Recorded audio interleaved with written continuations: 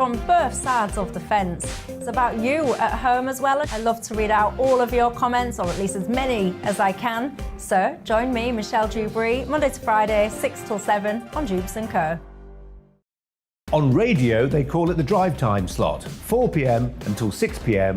as listeners head home. It's that part of the schedule when the dust of the day's events begin to clarify, and we try to make sense of it for you. Brazier is drive time for radio and TV. It's fast, it's punchy, it's opinionated, there's a Brazier angle and a little bit of levity. That's the question. That's two questions, actually. That's Brazier, Monday to Thursday, 4 till 6 on GB News. Hello, I'm Patrick Christys. And I'm Mercy Moroki. Make sure that you join us Monday to Thursday, 10 a.m. until midday, right here on GB News for To The Point. We're not afraid to talk about the topics that matter to you, or the big topics that always matter. We cover absolutely everything, from the breaking political stories of the day to law and order, what's going on in the channel. We're not afraid to hold people to account. We always make sure we include your views on our show. Indeed, if you're thinking it, you can guarantee that we're saying it. So make sure you join the conversation with us, 10 a.m. until midday, Monday to Thursday, for To The Point on GB News. I'm Dan Wootton. Join me Monday to Thursday from 9 to 11 for the feistiest and most fun news debate on TV, where free speech reigns. I'll bring you a sharp take on the day's biggest stories, bombshell newsmaker interviews, and A-list guests. And I guarantee you, no spin, no bias, no censorship, and no reason to go to bed. That's Dan Wootton tonight, Monday to Thursdays from 9 on GB News.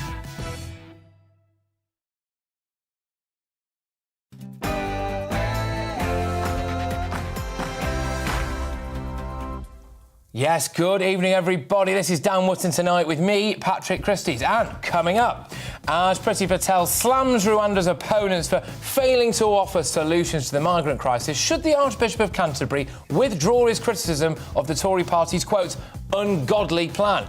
I'll debate that at 10 p.m. with my rockstar superstar panel, political YouTuber Maya Tuzi, commentator and broadcaster Emma Webb, and senior reporter at the newspaper Benjamin Butterworth. Now, should Nicola Sturgeon resign after breaking her own face mask rules? Yes, the legend himself, Neil Oliver, is live from across the border in tonight's Outsider at 9:45. And as the unflushable man himself, Tony Blair, crawls out of the woodwork to offer yet more unsolicited advice, this time on higher education.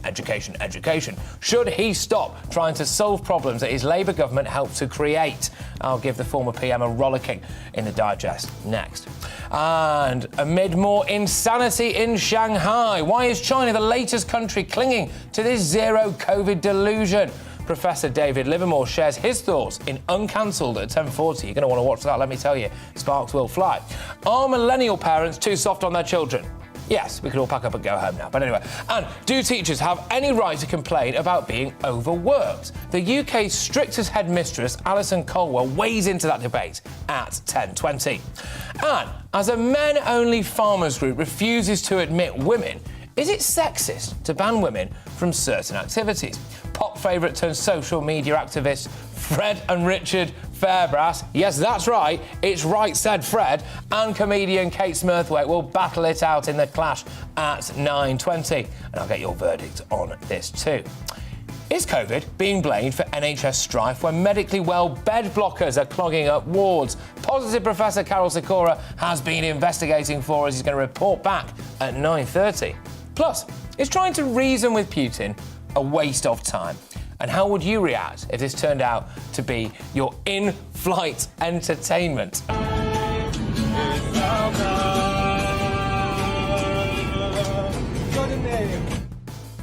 Well, I suppose at 35,000 feet they are a lot closer to God, aren't they? But anyway, I'll take a look at the sermon in the sky that's provoked a huge debate online, and the Ukraine latest in the media buzz at 10:30. Plus, you'll get your first look at tomorrow's newspapers today throughout the show at 10:50.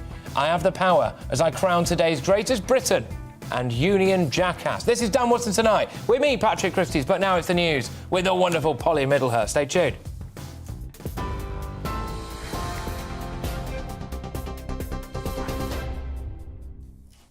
Patrick, thank you. The top story tonight, Ukraine's presidential chief of staff says the second phase of the war has now started as Russia begins its new assault in the east of the country. Earlier, a Ukrainian minister assessed that Russia's invasion has so far damaged up to 30% of his country's infrastructure. And today, there's been heavy bombardment in the east and the west of the country, with 7 people killed in Lviv after Russian missile strikes hit the city there. In Mariupol, the situation has been described as extremely difficult, with no evacuation corridors opening for a second day in a row. And the family of a former British soldier who was captured by Russia says prisoner of war rules should be followed and he must be treated humanely. Sean Pinner, who was taken while fighting in Mariupol, and another British citizen, Aidan Aslin, appeared on Russian state TV asking for help to return home. It's not clear how freely the pair could speak. To Boris Johnson, obviously I'm Sean Pinner. A lot's gone on over the last 5 or 6 weeks that I'm not fully aware of. Obviously, I understand that Mr. Medvedchuk has been detained, and we look to exchange myself and Aidan Aslin for Mr. Medvedchuk. Obviously, I'd really appreciate your help in this matter and pushing this agenda. Sean Pinner, a captured former British soldier. Well, Ukraine has completed the latest stage of its application to join the European Union. Following a meeting with his cabinet, Ukraine's President Volodymyr Zelensky handed over a finished questionnaire to the EU's ambassador to Ukraine. He described the application for membership as a mere formality, saying the Ukrainian people have been a part of Europe for a long time. Cristiano Ronaldo, the footballer, has announced that his newborn son has died, but that the baby's twin, a daughter, has been born safely. The footballer and his partner, Georgina Rodriguez, shared the news on social media, saying, "It is with our deepest sadness that we have to announce our baby boy has passed away. It is the greatest pain that any parents can feel. Only the birth of our baby girl gives us strength to live this moment with some hope and happiness." The couple have asked for privacy at this very difficult time. No police action will be taken against Nicola Sturgeon after video emerged of her indoors without a face mask as she was campaigning for the local council election. Police Scotland spoke to the First Minister to remind her of the importance of wearing a face covering when legally required to do so. In a statement, she apologised, saying she realised her error seconds after entering the barber's where she had been, and she immediately had put a mask on. The legal requirement to wear face coverings on public transport or inside public spaces ended in Scotland today. On TV, online and on your radio via DAB+, this is GB News. And Patrick has Dan Wootton tonight for you.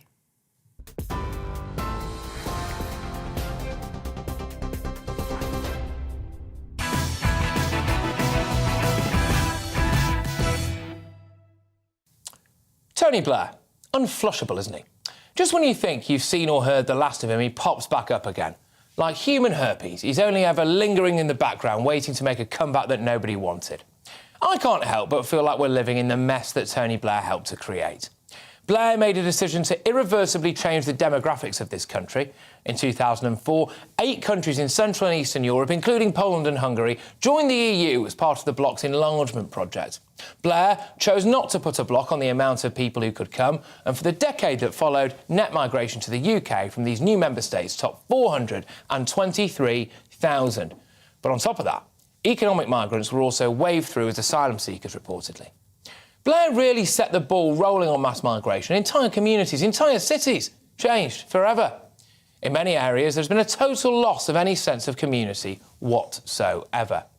Then, of course, there was devolution. Blair signed off on devolution to end the question of independence once and for all. Well, that went well, Tony. Cheers, mate. The potential disintegration of the United Kingdom is in no small part down to good old Tone. He's clearly about as good as seeing into the future as a backstreet clairvoyant with a cataract. It's interesting, though, isn't it, that Prince Harry and Meghan Markle are in The Hague currently for the Invictus Games. In my opinion, they should have brought Tony Blair with them so he can stand trial. There have been 1 million excess deaths as a result of Blair's push for war in Iraq, according to the MIT Centre for International Studies. Many of them civilians, many of them children. 179 British troops died in Iraq. I'm just going to quote now the mother of one of the young men who died in that needless war. When Blair was knighted, I think the comments of these mothers of some of the dead British soldiers were very, very telling. Rose Gentle is the mother of Gordon Gentle, a 19-year-old from Pollock, who was killed in 2004 by a roadside bomb in Basra. She said, "Instead of standing in front of the Queen, being made a sir with that stupid grin on his face, he'd be better going to the cemetery and standing in front of my son's grave to see what he's done." I think we can all agree with that. I do think that the only way Blair should have got down on his knee in front of the Queen was if he was begging for forgiveness, frankly. But of course, another one of Blair's enduring legacies is this, isn't it? He asked me my 3 main priorities for government, and I tell you, education, education, and education.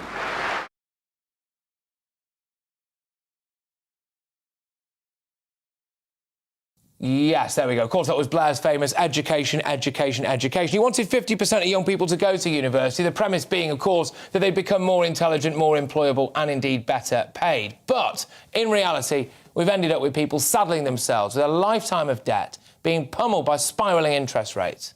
I'm convinced that it won't be long before you need a PhD to stack shelves in Lidl. There are people flipping burgers in McDonald's with a first in psychology from Sheffield University. There's no point getting a degree just for the sake of it, shackling yourself with tens of thousands of pounds for the privilege of getting a Desmond Tutu in fine art from a glorified polytechnic that rather suspiciously seems to accommodate a huge number of Chinese students from well-to-do families. It's absolute insanity, if you ask me. But Blair's back at it again, with the kind of logic that one can only assume comes from having one too many on the back of Mick Jagger's yacht. Blair now wants 70% of people to go to university. I believe this is just so that they can saddle themselves with debt and render themselves reliant on the state for the rest of their lives. But just in case you were on the fence about what a terrible idea this is, George Osborne's come out and backed Blair on this. The irony here is, of course, that Blair, lovely, fluffy, lefty Blair, is actually contributing to stigmatising people who don't go to university. He's adding to the perception that if you don't go to uni, you must be thick as mints. But the reality is that we need people with practical trades. We don't need any more people working in recruitment. We need plumbers, brickies, labourers. There's nothing thick about being a mechanic at all. I have no idea what's going on under the bonnet of my car. That's why I call a mechanic, because they're highly skilled. But it's not just me saying this. Tony Blair's own son, Ewan, has devoted a large chunk of his career to telling people not to go to university. For anyone who thinks Blair is a deeply principled man who has all of our best interests at heart, just remember that he's the ultimate champagne socialist. The Pandora Papers revealed that Tony and Cherie Blair did not have to pay £312,000 in stamp duty when buying a £6.45 million London townhouse. The couple bought an offshore firm that owned the building, and the Telegraph reported that the Blair Institute made millions by advising Saudi Arabia's Crown Prince. Yep, that's right. The man widely believed to have ordered a journalist to be carved up with a bone saw in the Turkish embassy. Look, thanks for the memories, Tony, but you've done more than enough damage to the UK already. Please pipe down. If I had it my way, there'd be a hostel room in Rwanda with his name on it. Right, well, there you go. Those are my views, of course, at GBNews on Twitter, GBViews at gbnews.uk. But to respond now, my superstar panel is here with me. Fantastic stuff, this. We've got YouTuber Maya Toosey, political commentator as well, of course, and broadcaster Emma Webb, and senior reporter at the I newspaper, Benjamin Butterworth. This is a proper rock star panel, actually. I must say I was very, very happy when I realised I was covering, because I've never been in the same room with all of you at the same time. I've always done it individually. What could go wrong? What could possibly go wrong? I'll start with you then on that note. Tony Blair, thoughts? Well, the question is Tony Blair right? Well, no. So that's the simple kind of answer. But the real problem that we have is education, higher education. Yeah. Blair let us down. Yeah. Everything. He was the king of plaster. He put plaster as a solution on everything. And now we're seeing all the problems, whether it was devolution, as you mentioned, whether it's on education.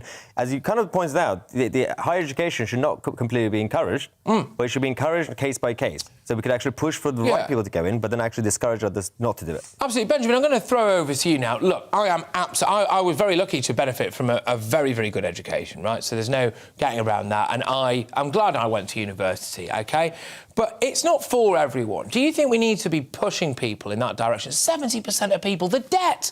I mean, look, I went to the state comp round the corner, so I was glad of Tony Blair's government that made it easier for someone like me to get into the London School of Economics. And I think there's various points here. I mean, you know, Britain as an economy is not going to be one that is fuelled by building ships or fishing or manufacturing. That's not where the future of an economy like a country like Britain's lies. It's in having a highly educated tertiary workforce that can innovate and create new jobs. And that has been proven over recent decades. Take the countries with the highest numbers of university students. Take South Korea, where, you know, 70% of people of our age range have been to university. Take Canada, where it's about 60%. Japan, where it's about 60%. These are very effective countries. And Tony Blair is speaking to the future in the way that he was when the 50% happened. And I'd just add, as someone who went to a fairly decent but still a state comp, what setting that 50% target did in lots of underperforming, frankly failing state schools was it said to the teachers, who were so often had low expectations for their pupils, that they had to do everything to get these kids into university. And that will have raised the expectations for so many young people. I get that. Emma, your turn. I think our priorities are wrong. And I also went to a state comp, and I have benefited from a very good education. I've gone to university. I'm basically a collector of degrees, so I'm trying not to be you collect them like Pokemon cards, don't you? But the thing is that, you know, university shouldn't be something that is for everyone. University should be places where people go to study academic subjects and to really pursue higher education in particular specialist areas. The things that society needs, the skills, as you mentioned, mechanics, but there are all sorts of jobs around the country that people can do without degrees. There are many people in journalism, in all sorts of areas of life, who don't need degrees to have those skills and to have the expertise. That's not what university should be for, and not everyone should be going to. No, absolutely. Look, ladies and gentlemen, we've got loads coming your way later on. We are going to be getting stuck into Rwanda, of course. We are going to be talking about the latest in Ukraine. We are just sticking with Tony Blair for now. And back to you on this. Just a broader point on Blair, really. I'm not quite sure how this guy shows his face in public. I mean, the Middle East is awash with the blood of people who, in my opinion, didn't need to die as a result of some of the decisions that Tony Blair made. Just that alone, should we just stop listening to him? Well, the fascinating thing about Blair is that both in this country and in America and many countries, former administrations, the governments and prime ministers and presidents, they always do soft interviews afterwards, write books, and they always talk about their regrets, saying, that was a mistake. Blair is one of the few, if not the only, who doesn't do that. No. He's, in a very arrogant way, he's proud of every single move. And because, you know, he uses the ones that kind of worked out politically, your minimum wage policies and things like that, to then hide away from everything else. The evolution failed, the Iraq exit strategy failed, Afghanistan, obviously, exit strategy failed, the higher education push went too far with the so-called 50%, everything, Supreme Court failed. But he doesn't really talk about any regrets. He is the reason that we put a lid on the pre-Brexit migration discussion. We were not allowed to talk about it because we were racist, apparently. He doesn't apologise for the culture that he created. No. I'm with you. Benjamin, I'm glad you... What a load of claptrap. I mean, honestly, you know, you sit there and you say devolution failed. Oh, how dare Tony Blair give power back to people in Scotland and Wales and in Northern Ireland? But he did it. Hang on. He did it for the purpose of shutting up the independence debate, which has not worked. But it was on principle, it was right to give power back to the people. I don't care about principle. You say, how dare he try and get 50% of people into a higher education? Well, all those kids from less well-off backgrounds who now got somewhere might take issue with you. Okay, one quick thing. He did not give power to the people in Scotland or Wales and Northern Ireland. He gave power to the establishment. We did not decentralise. We created another secondary centralised powers in Hollywood and those places. So the power did not go to the people. The popularity of those authorities has gone up since they were created, not down, because people like being nearer their politicians and feeling that they're more in touch. And how's that going in Scotland right now with Nicola Sturgeon? Well, I'm against independence completely, but it's worked very well because they vote in ever higher numbers for the Scottish Parliament. I'm just going to throw the same question to you now. Is it time that Tony Blair just shut up and went away? I mean, I think all of us would love for Tony Blair to just slip away into the night and never say anything again. But you have to admit it is quite entertaining when he does say something, because he always doubles down on the things that he has failed over most. So, you know, whenever he's come out and said anything to do with migration, and as you say, he's the person who flung the doors open, even with the coronavirus, when he was encouraging people to take up the vaccine, stating that there was evidence in favour of doing so, and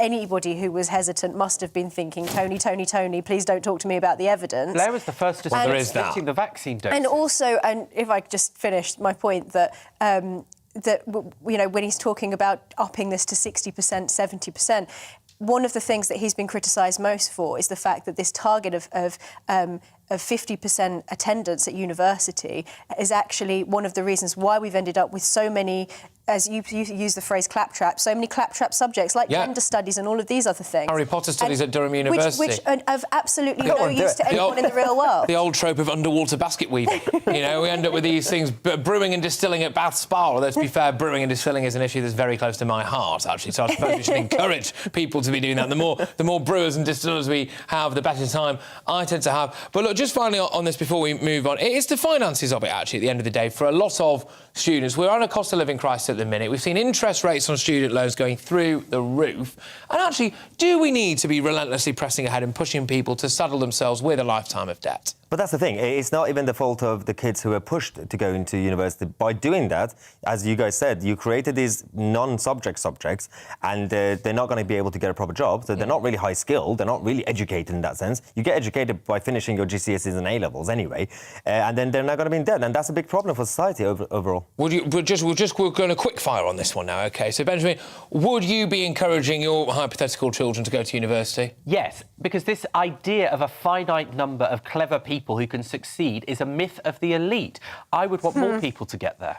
OK, just so it's up to you. Well, you're a collector of degrees. I mean, I imagine that you would. It would depend on the child, and it would be up to them. And I don't think that just going to university itself as a tick box exercise is any indication of whether you're educated or not. There are lots of people who haven't been to university who are far more intellectual and far more educated than those who have, and it's partly because the quality of degrees has gone down and suffered partly as a result of some of Tony Blair's policies. So it would depend on the child, but I would say to many people, don't saddle yourself with debt to get a degree in a subject that's not going to help you in your life at all. Good stuff. All right, ladies and gentlemen, we're away. We're rocking and rolling. Still to come. Is COVID being blamed for NHS strife when medically well bed blockers are clogging up the wards? We've got positive Professor Carol Sikora, who's been investigating this for. He's going to report back to us here at 9:30. But up next in the clash, as a men-only farmers group refuses to admit women, is it sexist to ban women from certain activities? Pop favourites turned social media activists Fred and Richard Fairbrass, a.k.a. Right Said Fred, and comedian Kate Smurthwaite will battle it out for us after the break. But let us know what you think too. It's all about you, this, OK? So email me on gbviews@gbnews.uk, or you can tweet me using the handle @GBNews. There's also a poll up there, and you can vote on that right now. The results will come after this very short break. Don't go anywhere. And looking ahead to tomorrow's weather, the UK looking to get off to a mostly dry start, some spells in places that are quite bright, and a detail like this. 1 or 2 showers likely across Cornwall, possibly the far north and the west of Devon, the rest of the southeast starting a little cloudy. You'll be very unlucky to catch a shower in the southeast, a fair amount of cloud likely there, so sunshine quite fleeting.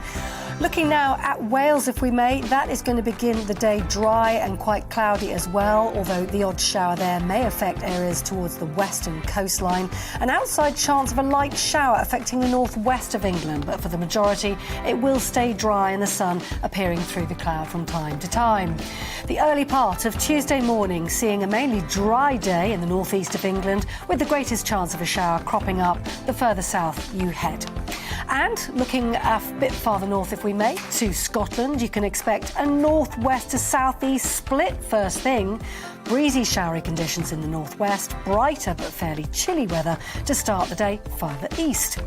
Rains approaching much of Northern Ireland from the west, but at this stage in the day it's looking quite dry and bright, with a touch of frost affecting rural areas. And through the remainder of the morning, showers will begin to break out more widely, and by lunchtime, some of those turning very heavy as well. And that's how tomorrow's weather is shaping up.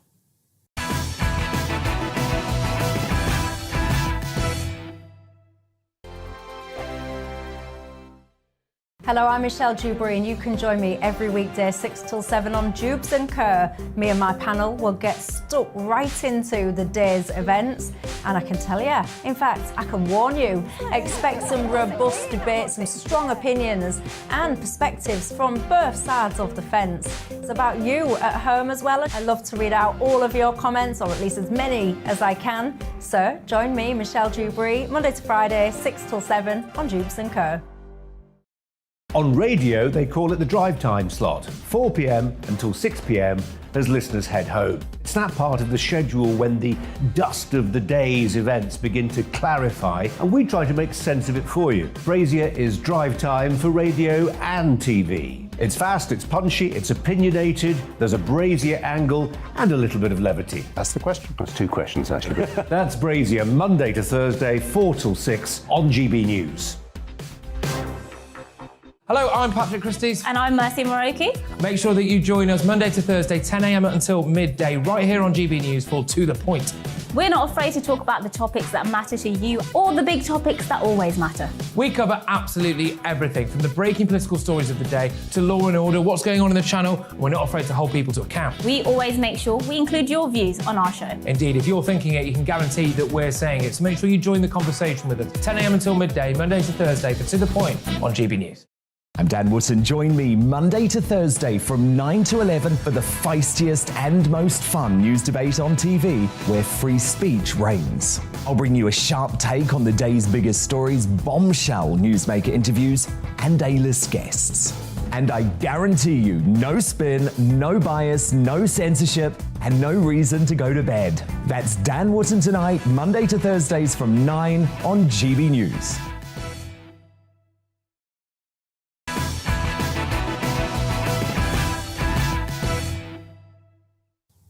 Welcome back. Time now for The Clash.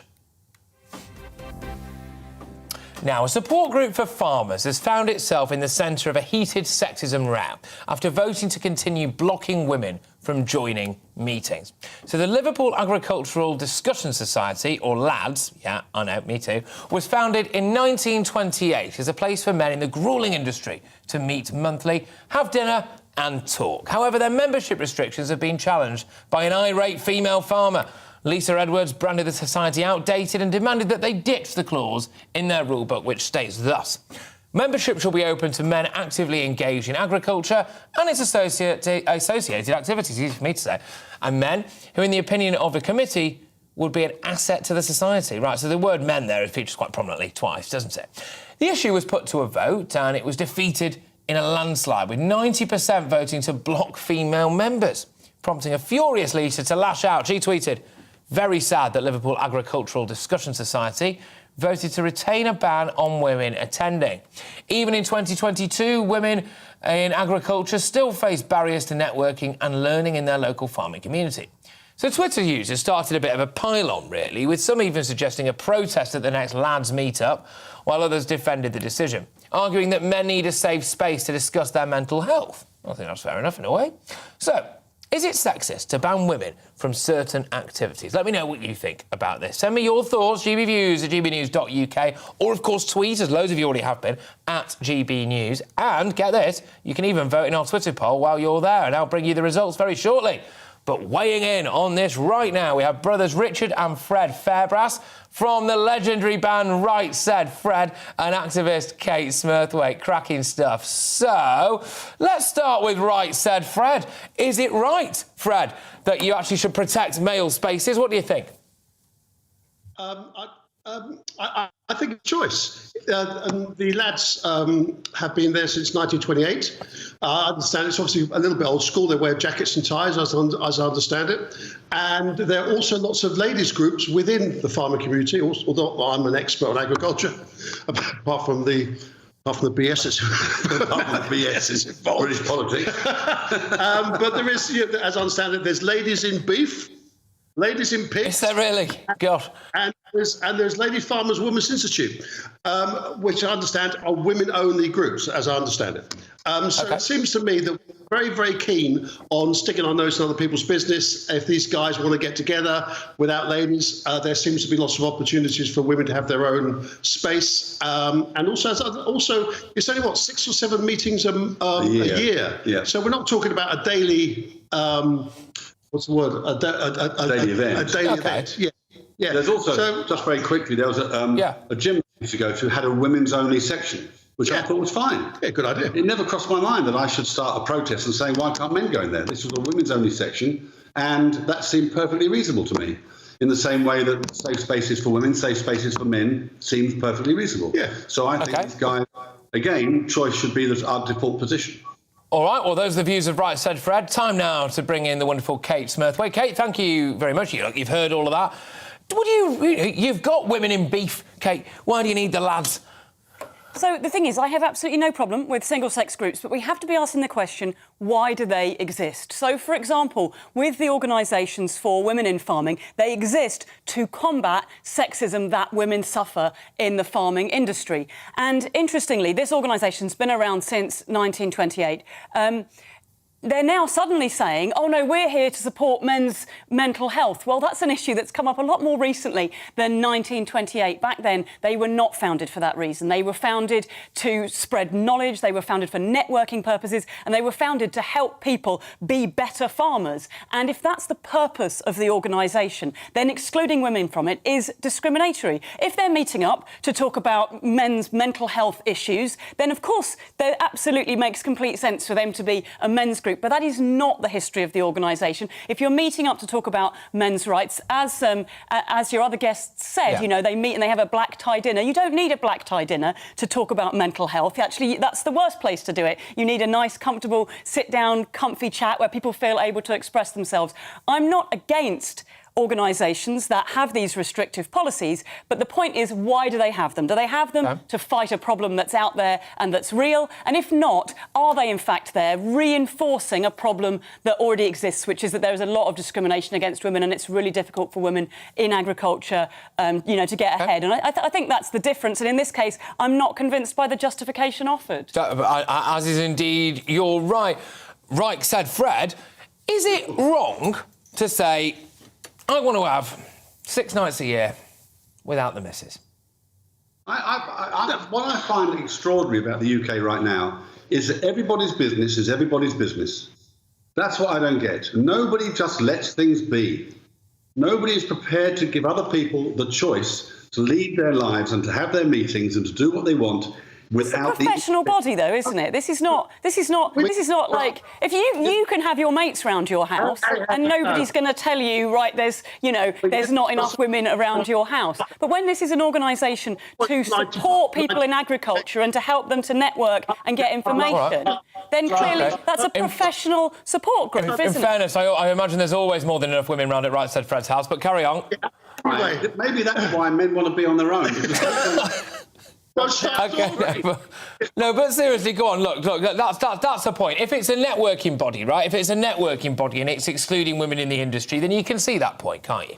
Yes, I know. Can I just say, as I'm a depressive. I've been I've had suffered from depression since the mid-90s. After a lot of people, when they heard I'm too sexy. Boom. Anyway, the point is the point you're making about they didn't set up the society to talk about mental depression. Of course they bloody well didn't. You couldn't talk about it then. Exactly. Wakey, you can only just talk about it now. Literally in the last decade, and I know this from being a depressive. I told many record companies over the years I can't work because I'm depressive, and they don't care because you're a bloke and you're meant to deal with it. And the fact you don't know that is the reason these guys get together. But the point is, if they want to start an organisation to support men's mental health, they should go ahead and do that. Things can change, though, can't they? Could you let me finish? They shouldn't take an organisation that exists to support people in the industry and to help people get ahead in their career and then say, oh, no, we're actually going to now use this for a different thing to justify it being men only. The truth is, it started as a men-only organisation in a sexist univerise, and we no longer want to live in that universe. So it makes complete sense. I'm going to throw right back to you, Kate. I get what you're saying there, right? Let's just flip it on its head and say that lads was quite a poor name for a women's-only farming group, right? It's exactly the same thing, women-only, still founded in 1928, and now men wanted to join it. What would you say to that? I would say, what is the purpose of it? Is it to help women fight back against the sexism that they experience in the industry, in which case, fair enough? Or is it simply a group of people who want to support, better practice in the industry, more eco-friendly practice, in which case, of course, everybody should be welcome to join it because it's doing something important, and the more people in there, the better. All right, go on. I can see you getting a bit irate there, Right Said Fred. Crack on. By women like you who will not stop talking. That's Now, lads... That's probably not even true about this show, but if it is, then it's because you've been saying things that aren't real points and you haven't been addressing the real issues there, and I don't care. The idea that women talk more than men overall is, in fact, mythological. There are 4 guests on this show and only a quarter of them are women, so I guess I think I'm entitled to do half the talking, and if you don't like that, well, to be honest, you can stick it. There we go. Right, said Fred. Respond. Well, there's a song about this by a guy called Jake Thackeray many years ago called On Again, On Again, On Again. This is totally relevant to the topic, right? This is about farming, yeah? Go on. No, it's not about farming. It's about male issues. It's about male issues. Yeah, same thing. OK. Just be quiet. No, I saw a funny thing on the train today. Yeah, it's good, isn't it? OK, all right, no, but so seriously, look, do you think, guys, it's more socially acceptable for women to say, you know what, I need a bit of time away from men, or I need a woman's only space, or I need these kind of... than it is for men to say, look, this is a man's only group. Right, said Fred, start with you on that one. What? Because that seems unusual to me. I'm sure Kate's going to explain it to me, but what's your view, right, said Fred? It's totally legitimate for men to say, particularly, just talking about this particular institution, they've been around since 1928, they've had a vote, it's a democratic decision, it's not like they meet every day, it's 6-7 times a year. I think this is just making a big deal out of nothing. Also, I kind of think it kind of tags into the safe space that women want on the trans issue too. Women should have a safe space, and men should have a safe space. Men should be able to talk to each other about stuff that they don't want to share with their wives or their friends. In one breath, you're like, oh, no, we don't want separate spaces. And then suddenly you're saying we do want separate spaces. You really can't have it both ways. The bottom line is that, yes, there are lots and lots more organisations set up to support women. And that's because women experience lots and lots more discrimination than men do. We live in a massively sexist society, and that's reflected in everything from the atrocious, basically non-existent rape conviction rate to the pay gap to all the horrendous stuff that women experience, you know, including myself, in so many different ways throughout my career. Of course women want to organise to fight back against that. And when men experience issues that are particular to them, and we're aware that, for example, in certain age groups, there is a differential in terms of mental health problems and the way that they're addressed for men, when men want to address those, of course, they should feel quite welcome to do so in a way that makes them feel safe and comfortable talking about it. This is not such an organisation, and nor should we assume that, therefore, we would have the same number of men's groups as women's groups, because women are the ones who, overall, suffer the most discrimination in the most different ways in our society. Understood, Kate. I do think, look, from my perspective on it, it may shock you to know I've never been to a lads' meeting. I'm not massive in agriculture, although I do certainly eat rather a lot. But when it comes to this, I do think, Kate, we probably have to take it at face value, what they're saying about the mental health. So I know that it wasn't necessarily what it was founded for, but... It wasn't said until after the complaints arrived. Well, we probably weren't asked, were they? They probably weren't asked. But right, said Fred. Kate, a lot of people agree with Kate. We live in a society that has traditionally been sexist towards women. Your views on that? We're in the music industry, we've seen it 1,000 times. Exactly. One doesn't endorse the other. These guys want a bit of space to talk about their thing, that's up to them, they've voted on it, that's fine. One does not endorse the other. And to try and conflate those two arguments. But they're not having a bit of space to talk about their issues. It is an organisation for networking and supporting people to get ahead in the industry. And if women don't have access to that information and those networking opportunities, then it doesn't combat men's mental health issues. It compounds discrimination aimed at women in the industry and holds them back, and that is wrong. All right, we do have to look. We do have to have right side Fred's point on this now. Come on, sorry, carry on. No, I just say people should just have the choice. It's it's really simple. And the minute some person decides that A isn't right, or B isn't right, or C isn't right, we get into this whole thing about banning and forcing people to behave in a way that they don't want to behave. I'm not interested. Well, that's what the law is there for, is to get people to behave in a way that makes our society. And this isn't illegal, Kate, is it? But look, God, I tell you what. Honestly, this. This has been mega, right? I've absolutely... The law is there to protect us, and we can All right. choose what laws we want to protect us, and we can set up our culture in a way that's fair and... I'm getting shouted at from all angles here. We're going to have to stop it. We're going to have to stop it. Right, said Fred, thank you very much. And Kate Smurthwaite, thank you very much as well. Hey, a robust debate. Flipping out, I thought we were supposed to take bank holidays easy. No, not anymore. I thoroughly enjoyed that. I hope you did too. That was brothers Richard and Fred Fairbrass from the legendary band, right, said Fred, and comedian activist Kate Smurthwaite. Thank you all. So, who do you agree with? Well, Daniel on Twitter says, if members decide they don't want women to join, whatever the reason, that's their choice. If non-members don't like it, it's none of their business. Why would women even want to join a club where high numbers of men don't want them? That's a view, I suppose. Rod writes, most men are quite happy for women to have women-only clubs, so why can't they leave us men alone and let us have men-only clubs? Rachel, have we got a different view out of Rachel, do we think, ladies and gents? Rachel says, it's not sexist. No, we have not got a different reason, Rachel. Men need single-sex spaces socially as much as women need single-sex spaces. Women and men are different, and we can't always be in each other's spaces. And your verdict is now in. So we did a Twitter poll on this.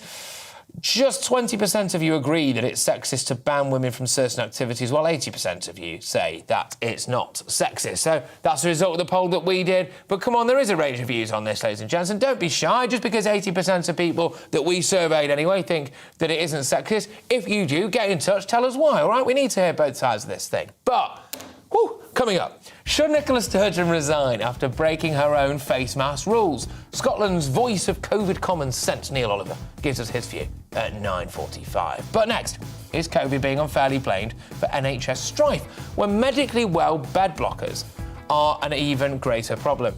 We've got our positive professor, Karol Sikora, giving his expert take next. Don't you dare go anywhere.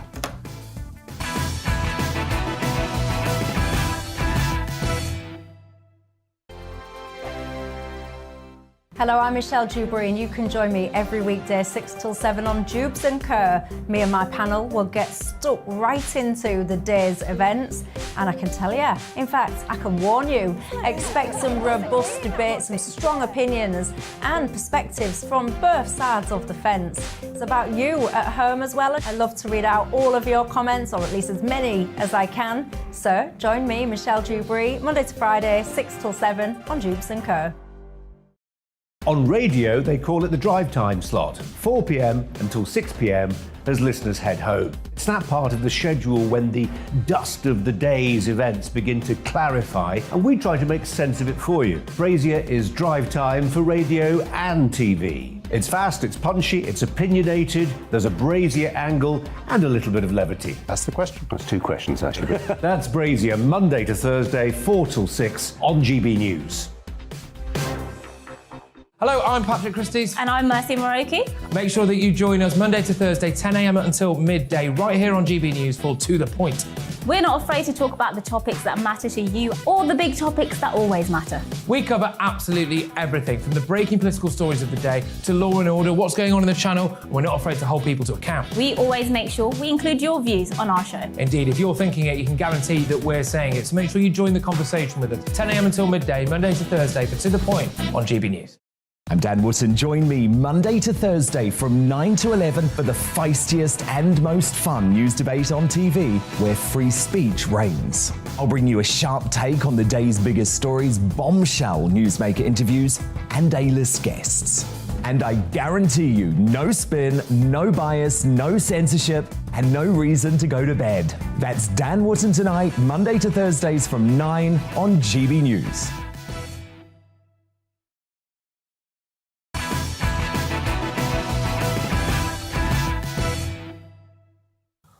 Goodness me, if you've just tuned in, where have you been? We've just had an absolute roller coaster of a debate there on men's only spaces. Make sure that you rewind your YouTube when this show's finished and have a look at that. You'll be able to see the clip as well on Twitter. Fireworks Central, ladies and gents. But anyway, it's time for more of the positive professor, Karol Sikora. Now, I've lost count of the number of times that we've been told that COVID was putting the NHS under unsustainable pressure. But the latest figures from NHS England show that, astonishingly, nearly a quarter of the 88,000 people in NHS beds are medically fit and don't need to be there. They're also, crucially, outnumbering coronavirus patients. Maybe this is the new variant, bed blockers. But anyway, the Chief Executive of NHS Providers, Chris Hopson, who called this weekend for a return to masks and social distancing. Grief, but he's fun at parties. Said current pressures on the health service are a serious worry. He warned that a major contributory factor was the inability to promptly discharge 20,000 bed blockers who are there simply because they do not have anywhere to go. That number has approximately doubled since December and is 5,000 more than those in hospital with COVID. Hobson admitted the NHS have been finding it difficult to keep on top of discharge and flow. Well, Carol joins us now. Yes, great to have you on the show. Thank you very much for joining us. Another case of our national COVID service unable to cope with anything else? Or actually, is this in fact not their fault? Talk me through it. It's got a huge, complicated demographic, this. Bed blockers were around when I was first a consultant 40 years ago, and they'll always be around. Bed blockers are a pejorative term. We don't like people being called bed blockers. It's not their fault. That's the problem. Social care has gone down.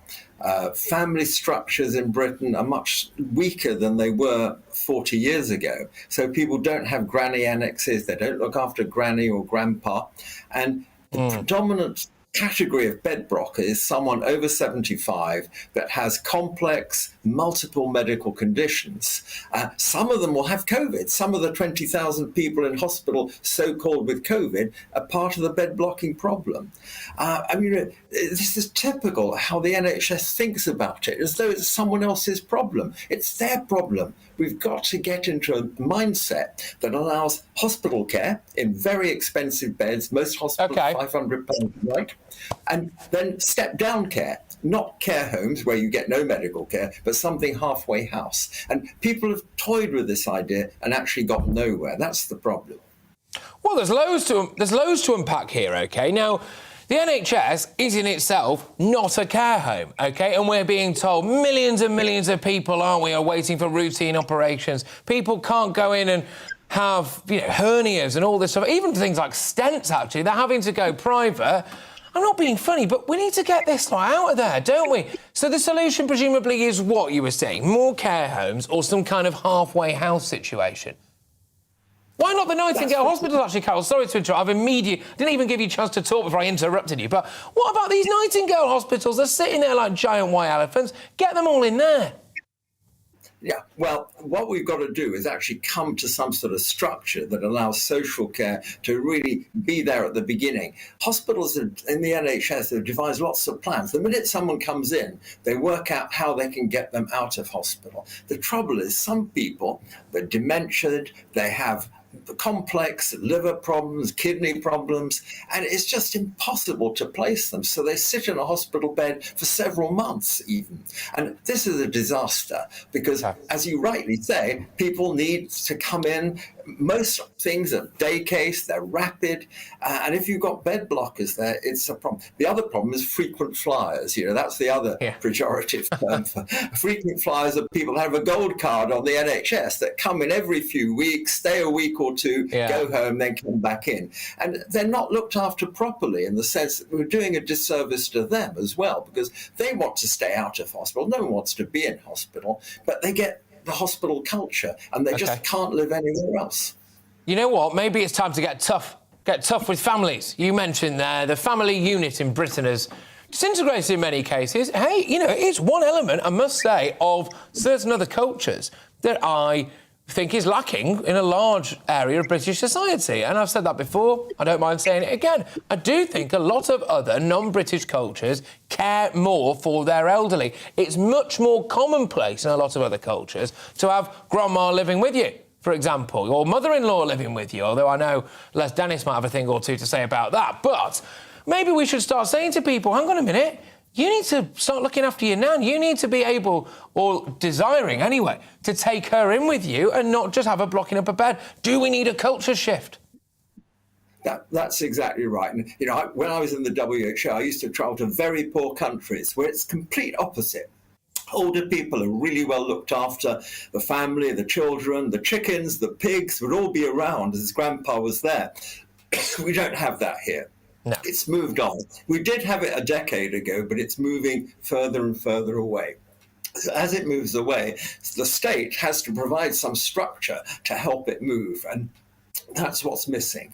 And it's nothing to do with Labour or Conservative. None of them have addressed the real problem of bed blockers and frequent flyers, which is not just having a health service, but also a social care service to make sure people can be looked after. Absolutely. You are an absolute delight. It's no surprise they call you the positive professor. Carol Sikora, thank you very, very much. Always an absolute pleasure to have you on the show. Well, coming up, as Priti Patel slams critics of this Rwanda asylum scheme for failing to offer solutions to the migrant crisis, should the Archbishop of Canterbury withdraw his criticism of the Tory party's ungodly plan? I've got some very, very strong views on this, actually. I think he's bang out of order. I think it was completely and utterly tone deaf, because the implication there for me was that any member of his congregation who is on board with the Rwanda asylum scheme is also ungodly. And I think that is a massively inappropriate thing to say. But my superstar panel return to debate just this. And we'll be back, very, very shortly, actually. But next, should Nicola Sturgeon be forced to resign after breaking her own face mask rules? Neil Oliver weighs in on Scotland's First Minister's hypocrisy. Can you guess what he thinks? I certainly can. See you after the break.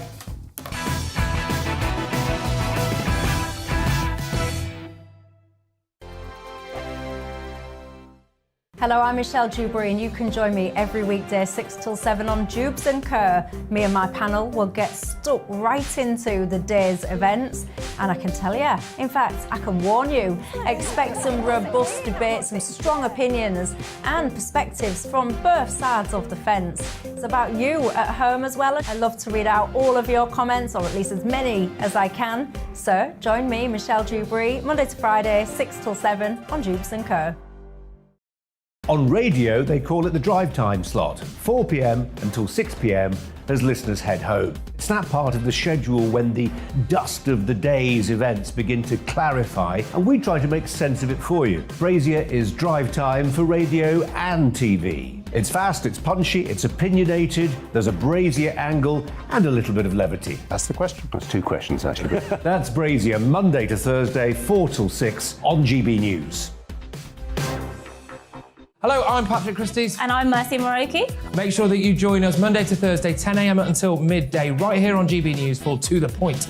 We're not afraid to talk about the topics that matter to you, or the big topics that always matter. We cover absolutely everything, from the breaking political stories of the day to law and order, what's going on in the channel. We're not afraid to hold people to account. We always make sure we include your views on our show. Indeed, if you're thinking it, you can guarantee that we're saying it. So make sure you join the conversation with us, 10 a.m. until midday, Monday to Thursday, for To The Point on GB News.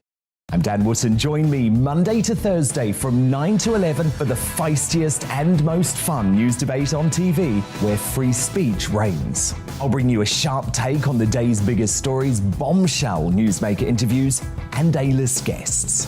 And I guarantee you, no spin, no bias, no censorship, and no reason to go to bed. That's Dan Wootton Tonight, Monday to Thursdays from 9 on GB News.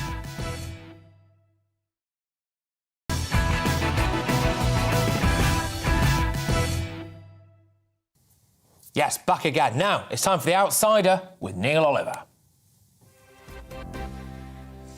And yet again, maskless Nicola Sturgeon has proven herself to be the biggest hypocrite north of Hadrian's Wall.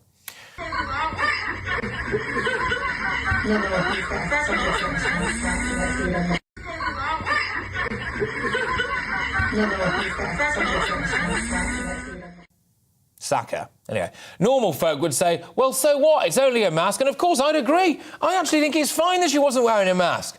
Apart from the fact that, of course, it isn't, because Nicola Sturgeon has been flooding the airwaves since last year, banging on and on and on, demanding that Boris Johnson resigns over his birthday cake on a brief respite at the height of the pandemic.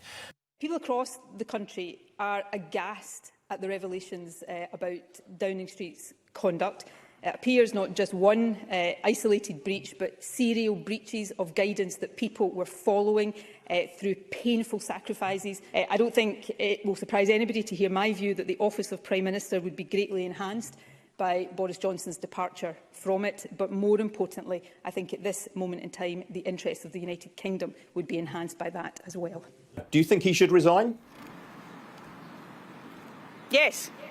There are big issues of trust and integrity at stake now, and that's why I do think Boris Johnson should resign.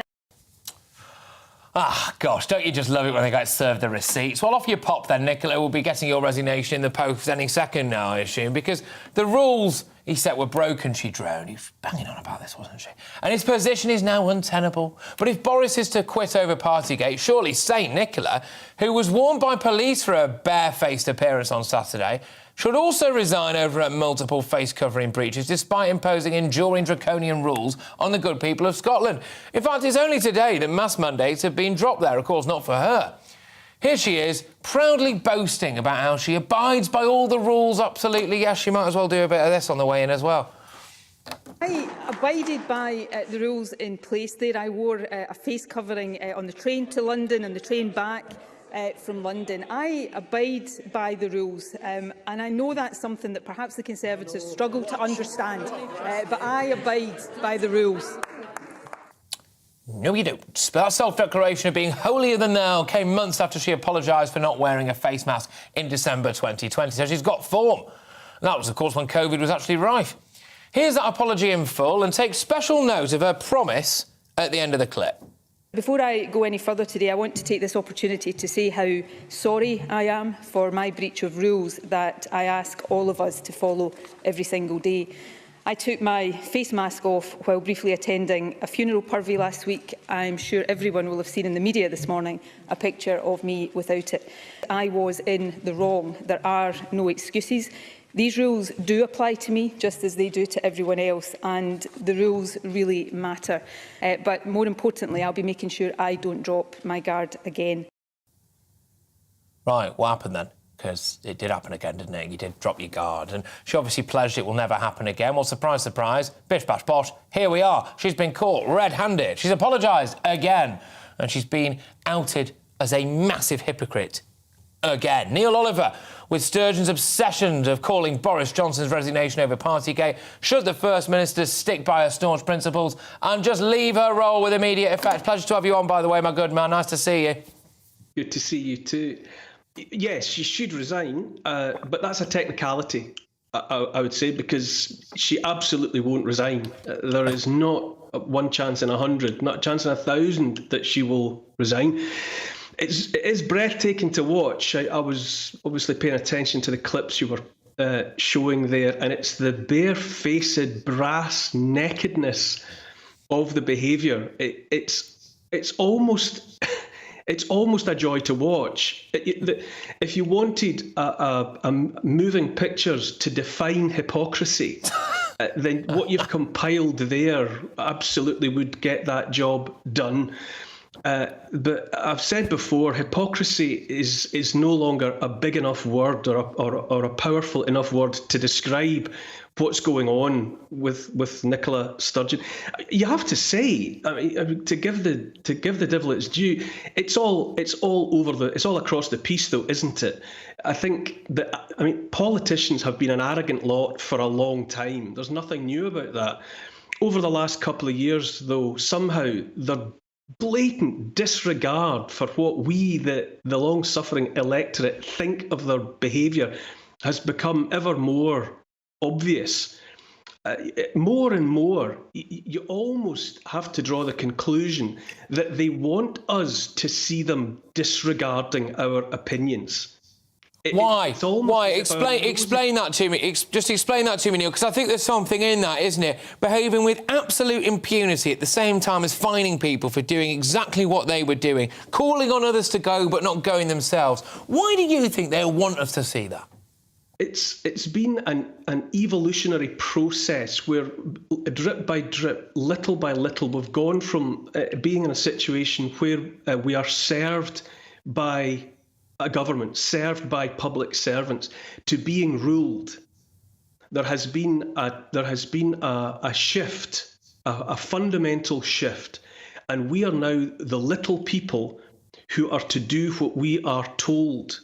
We are ruled now, and it's just a hypothesis, but it does look to me as if it's being underlined for us that we will tell you what to do, and you will do that, and don't you be worrying your pretty little heads about what we do, because circumstances and rules don't apply to us. There's no way that Nicola Sturgeon has survival instinct. I'll absolutely give her that. And I don't think she makes mistakes. Not that kind of mistake. What was fascinating, the kind of the reflex action from her minders in the aftermath of the story breaking was that she had been a few seconds, an oversight, and then of course those videos, those moving images started coming out, where plainly you can see that she's looking at herself in the mirror. For goodness sake, I mean, she's in a barber shop and she can see, and it's not seconds. It's obviously gone on for quite a while, and there's absolute disregard. She sees that she's not wearing a mask, and the fact that she knows that we in due course will see that she's not wearing a mask matters to her not a jot. No, absolutely. I mean, she does know a thing or two about walking into a barber's and asking for a terrible haircut, to be fair. But when it comes to her, she is everything that she's accusing Boris Johnson of being, right? Her natural response there was, to break the rules and then to lie about it. And then only when the evidence became overwhelming was to apologise. And that's straight out the Boris Johnson playbook, isn't it? She is everything she claims that she's not, Neil. It's yes, I can't put it any more straightforwardly than to repeat back at you the words that you've just used. That's absolutely the case. That's what I mean about the brass nakedness of it, the barefacedness of the hypocrisy. You know, she knows that we know that we've seen her call out loudly and angrily for Boris Johnson's resignation for breaking his own rules. And we've seen her break her own rules before and apologise and promise never to do it again. But lo and behold, it continued to happen. The extent to which it was obvious that the rules applied to us and the likes of us would be fined and chastised and chased and bullied and hectored by the authorities for any the most minor breach. But over and over again, we've seen Partygate, we've seen the nonsense about birthday cakes and all the rest of it, which frankly I don't care about. What I care about is that I knew from the beginning, as millions of people did, that the masks were not about health. Right back at the beginning, a few weeks in, when it was unclear, there might have been a reason for being cautious, but the masks for the longest time have been a symbol. They have been, you put on the mask to show that you were being an obedient, good person. You were picking a side and you were demonstrating your obeisance to the command from above. And written right through that, like lettering through Blackpool Rock, was that the rules did not apply to those who had made them.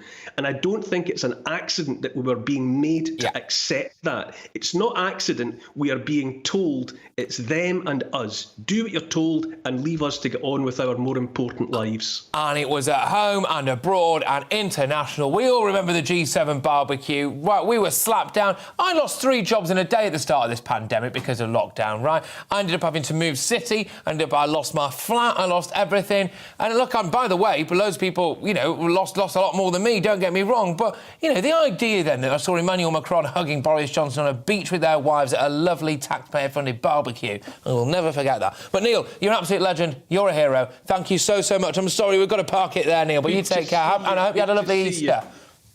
All right, thank you very much. Neil Oliver there, ladies and gentlemen. Good to talk.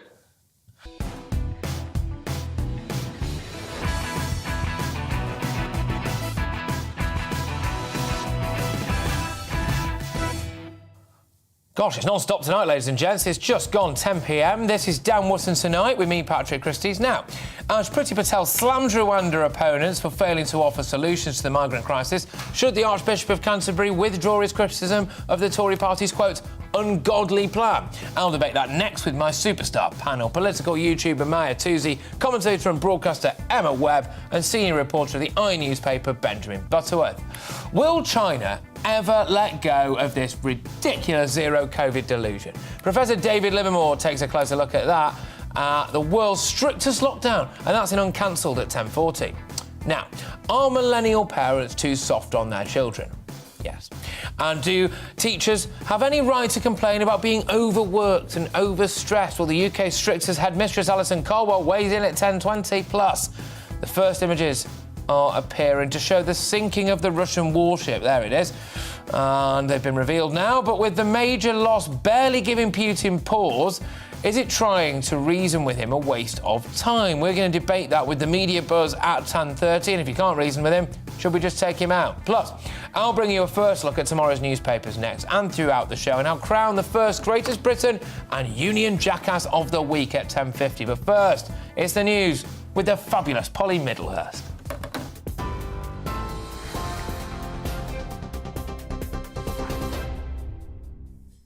Patrick, thank you. The top story tonight, Ukraine's president says Russia has begun the Battle of Donbass as Moscow begins a new offensive push along most of the country's eastern border. Earlier, a Ukrainian minister assessed that Russia's invasion has damaged up to 30% of his country's infrastructure. Today, there's been heavy bombardment in the east and the west of Ukraine, with 7 people killed in Lviv in the west after Russian missile strikes hit the city there. And in the east, in Mariupol, the situation is described as extremely difficult, with no evacuation corridors open for a second consecutive day. And the family of a former British soldier who's been captured by Russia says prisoners of war rules should be followed and he must be treated humanely.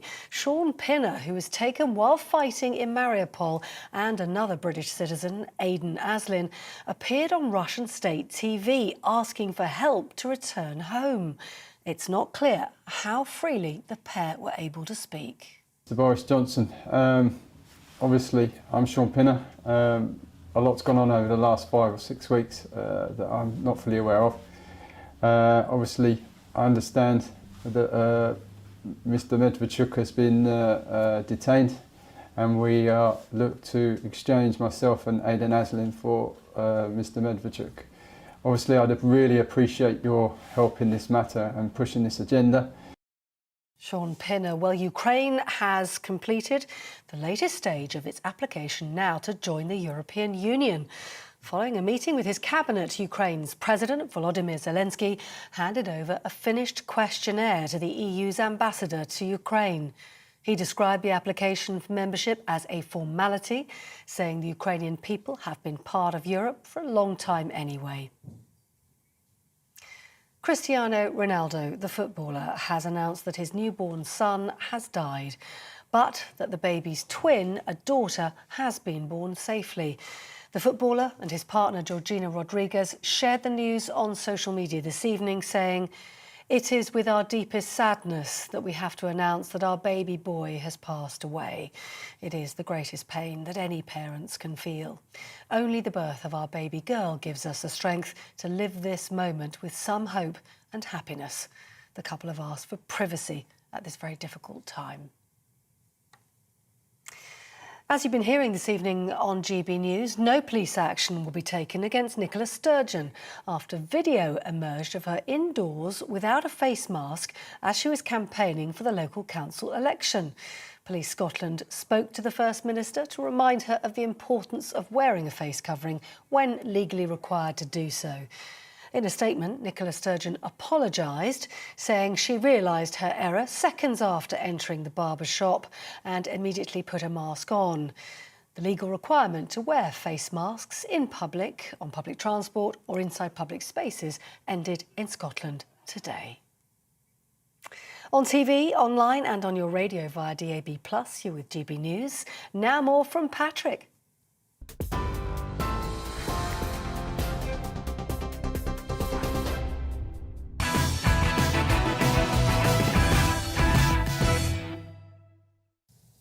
All right, my lovelies, it's tomorrow's news tonight now in our media buzz. Right, let's kick off with the very first look at the front pages. Hot off the press. I've got some right in front of me here, so prepare to be informed. Nowhere is safe. Russia's major escalation leads to fears for Ukrainian civilians. That's on the front of the Eye. They report on the beginning of a large-scale Russian offensive to take the east of the country as the mayor of Lviv warns there are no safe havens left in Ukraine. The Metro, as well, sticks on the right track by excitedly reporting about a government scheme for half-price rail fares. 1 million tickets will be slashed in price this spring in the Great British Rail Sale.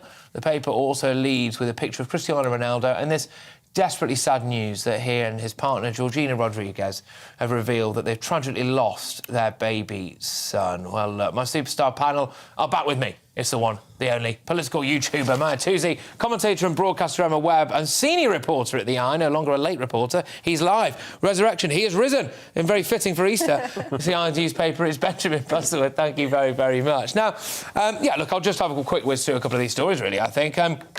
A major escalation from Russia is what's being reported. Obviously, that Russian warship has sunk. I saw an interesting report, Benjamin. I'll start with you because it is on the front of The Eye, of course.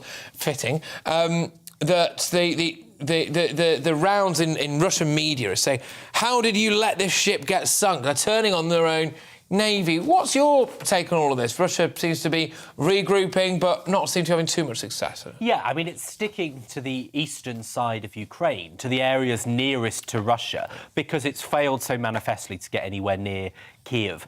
And we've seen these reports that Putin isn't being told what's really going on the ground. So he's not being told about the full damage to his economy. He's not being told about the manifest failures of his army and their leaders. He's not being told about the fact that Russian soldiers are leaving the army because they were lied to about why they're going there. And I think it's going very bad. You know, remember, he said, I'll take Ukraine in 15 days. Yeah. Well, we're 2 months in now. Yeah. However, every day, and that's what you see with this story about Lviv, is that so many people are being killed because as they get more desperate, the Russians get more brutal.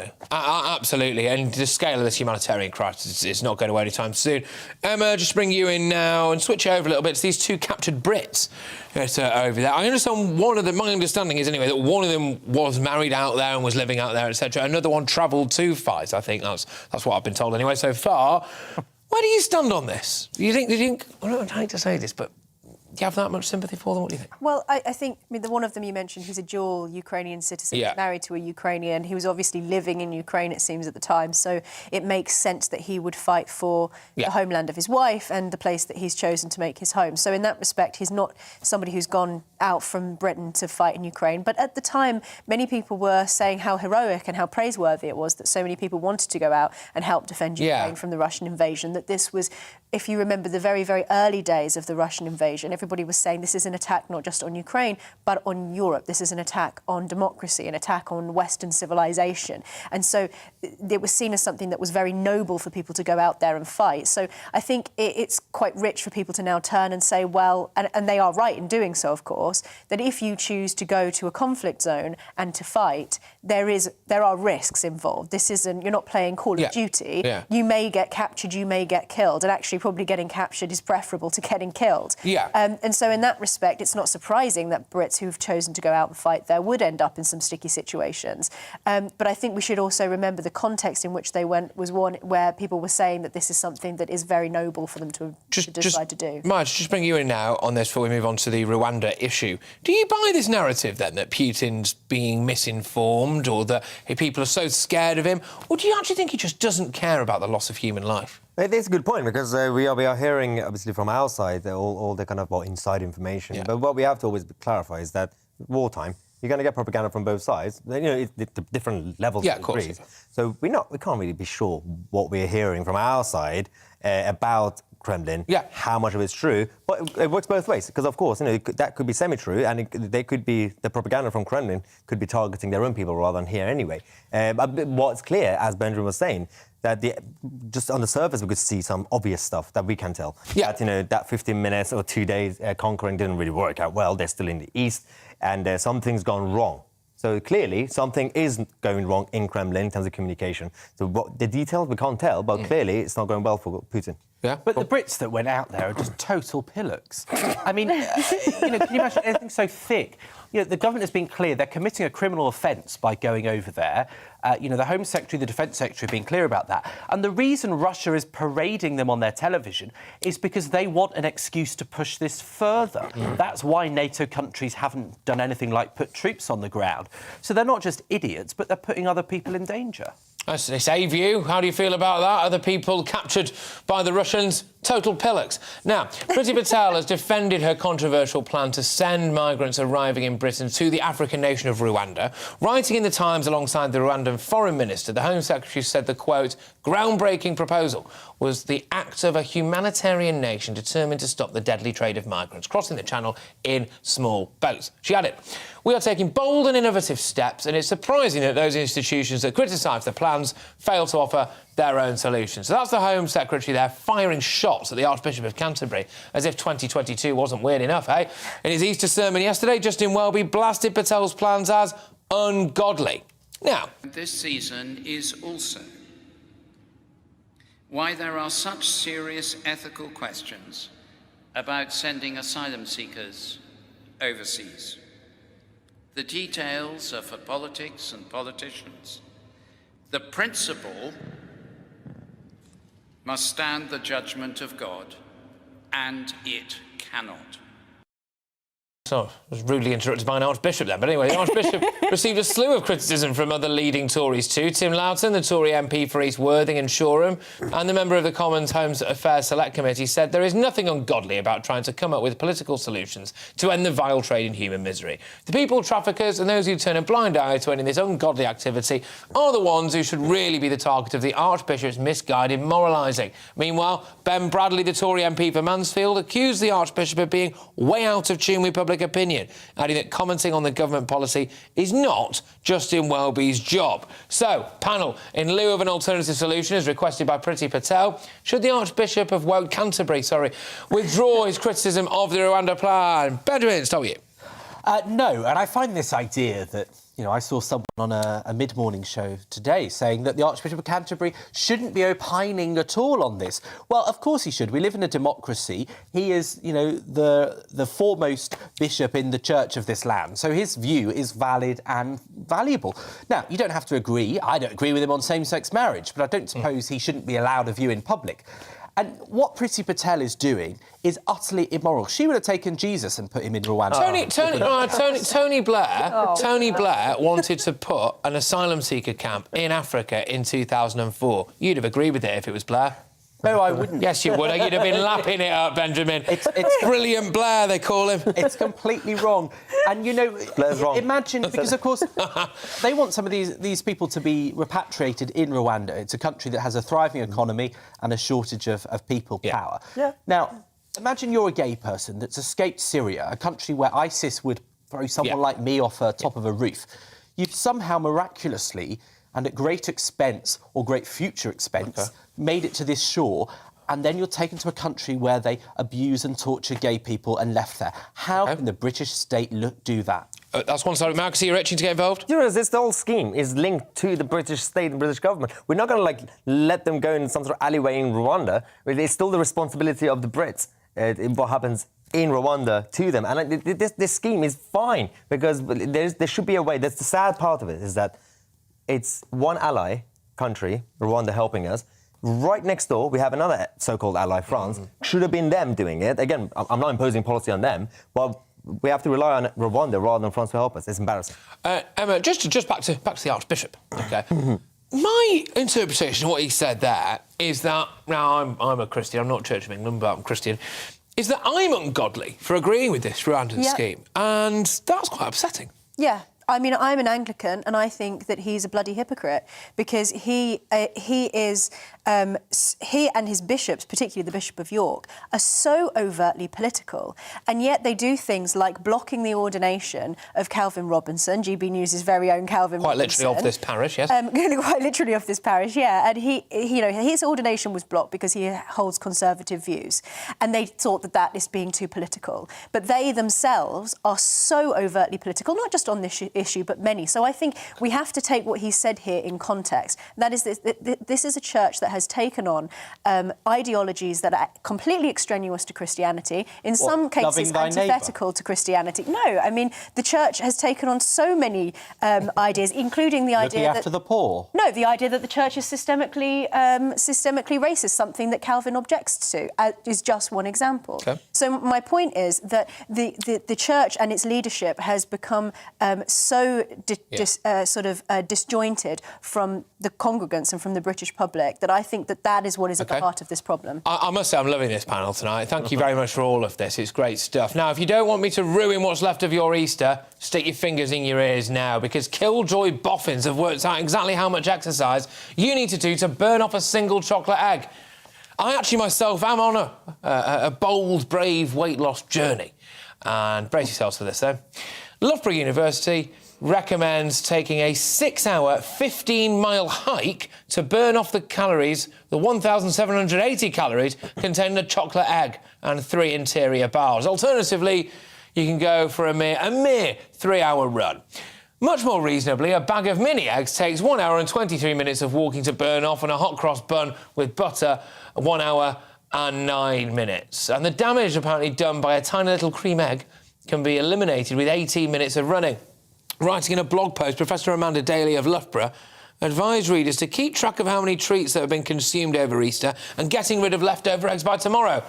Sorry, Amanda, but that's just a sin. I've managed to get rid of all the leftover eggs by eating them, actually. But, yes, I mean, look, as some people will know, I'm trying to lose weight for charity, Mind, and at the end of my 1.5 stones lost in 2 months, I'll be performing live on stage with the Dream Boys. Yeah, I know, easy, ladies, easy. But, yeah, I think actually I'm 5 days into this now, and I've come to the conclusion, Ben, that I'd rather be fat and happy than thin and miserable.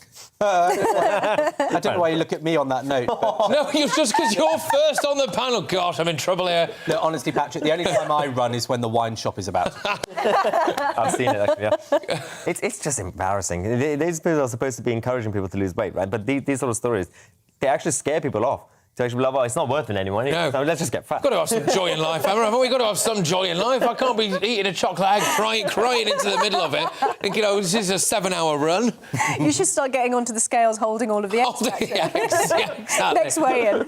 Exactly. Good stuff. All right, well, coming up, is trying to reason with Putin a waste of time? Now, it's been claimed by the Italian Prime Minister. So my superstar panel will return to debate just that at 10:30. Certain implications here, aren't there? Because if it's completely pointless trying to reason with Putin, then is there a way of trying to take him out? But anyway, plus, you'll get another look at tomorrow's front pages too, so don't you dare go anywhere. And next, are millennial parents too soft on their children? Are we breeding a nation of little whinging weaklings? And have teachers got any right whatsoever to complain about being overworked? The UK's strictest headmistress, Alison Colwell, weighs in right after the break.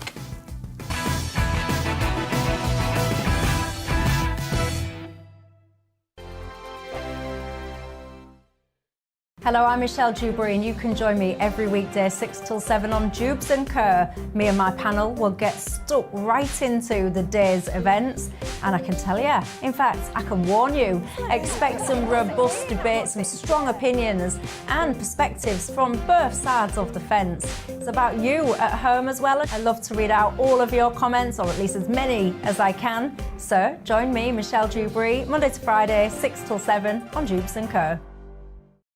On radio, they call it the drive time slot, 4 p.m. until 6 p.m. as listeners head home. It's that part of the schedule when the dust of the day's events begin to clarify, and we try to make sense of it for you. Brazier is drive time for radio and TV. It's fast, it's punchy, it's opinionated, there's a Brazier angle and a little bit of levity. That's the question. That's 2 questions, actually. That's Brazier, Monday to Thursday, 4 till 6 on GB Hello, I'm Patrick Christies. And I'm Mercy Moroki. Make sure that you join us Monday to Thursday, 10 a.m. until midday, right here on GB News for To The Point. We're not afraid to talk about the topics that matter to you or the big topics that always matter. We cover absolutely everything, from the breaking political stories of the day to law and order, what's going on in the channel. We're not afraid to hold people to account. We always make sure we include your views on our show. Indeed, if you're thinking it, you can guarantee that we're saying it. So make sure you join the conversation with us, 10 a.m. until midday, Monday to Thursday, for To The Point on GB News. I'm Dan Wootton. Join me Monday to Thursday from 9 to 11 for the feistiest and most fun news debate on TV, where free speech reigns. I'll bring you a sharp take on the day's biggest stories, bombshell newsmaker interviews, and A-list guests. And I guarantee you, no spin, no bias, no censorship, and no reason to go to bed. That's Dan Wootton tonight, Monday to Thursdays from 9 on GB News.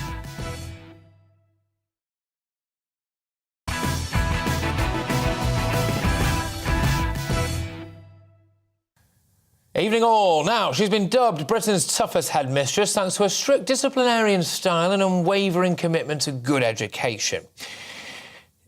Now, Alison Colwell, whose rise to infamy's a bit strong, fame it should be, at Kent Ebbsfleet Academy is documented in a new memoir featuring tales of thrown chairs, smashed windscreens, threats of arson and foul-mouthed expletives. But I've apologised to her and she's agreed to come on anyway. So he stepped up with some dramatic solutions to save an education system that's been crippled by COVID and warped by woke ideology.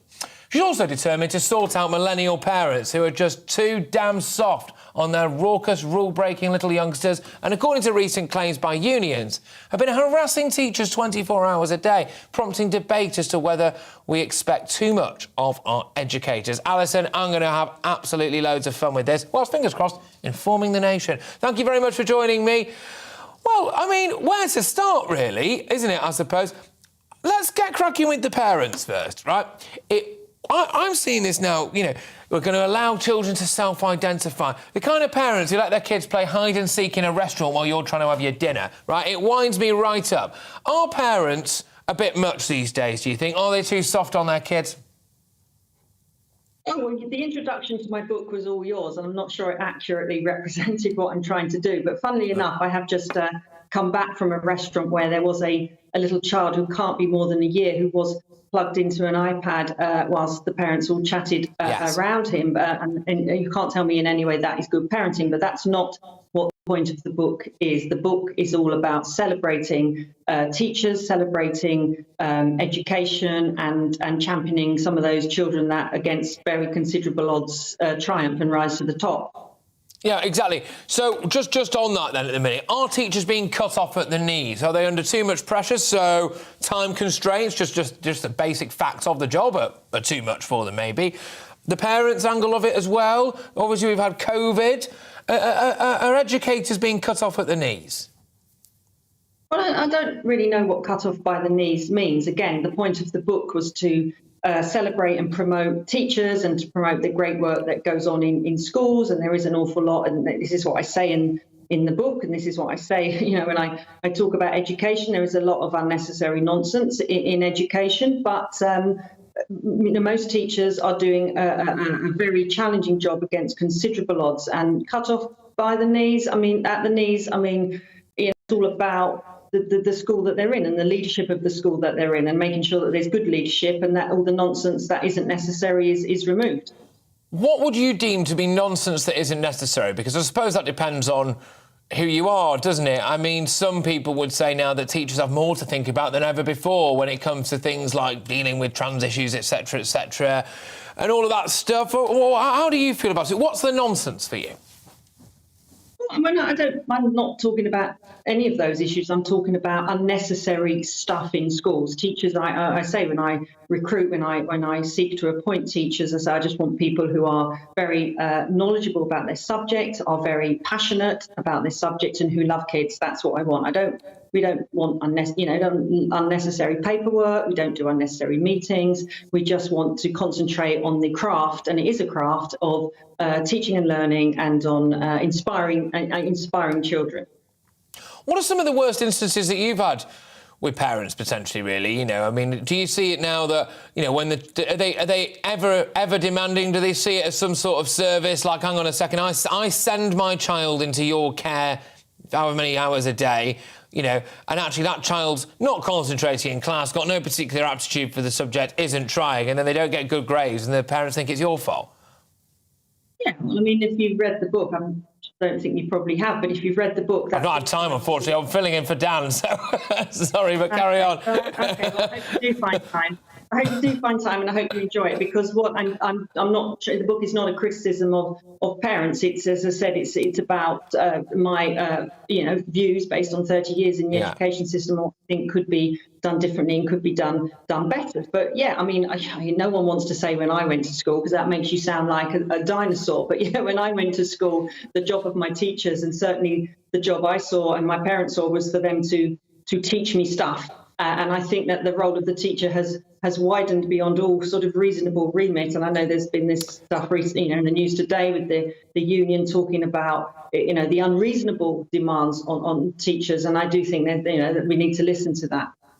Yeah, can I ask your opinion? I'm really glad to have you on to talk on this subject, actually, because there's something I've always wanted to ask someone like yourself with vast amounts of experience in education and someone who strikes me as a pretty straight shooter as well. There are increasing claims of things like indoctrination of the kids, left-wing ideology, all this stuff, right? And there's a case in point recently with Diane Abbott Park that's come out. Now, apparently they asked the children to name this park. They came up with Diversity Fields, I think Rainbow Park or something like this, BAME Park, and then they settled on Diane Abbott Park. And apparently they've been given a lecture before that on essentially critical race theory, this, that and the other. Do you think that there is an element of indoctrination or left-wing bias in teaching? Are kids being pumped with this stuff, or do you just not recognise that?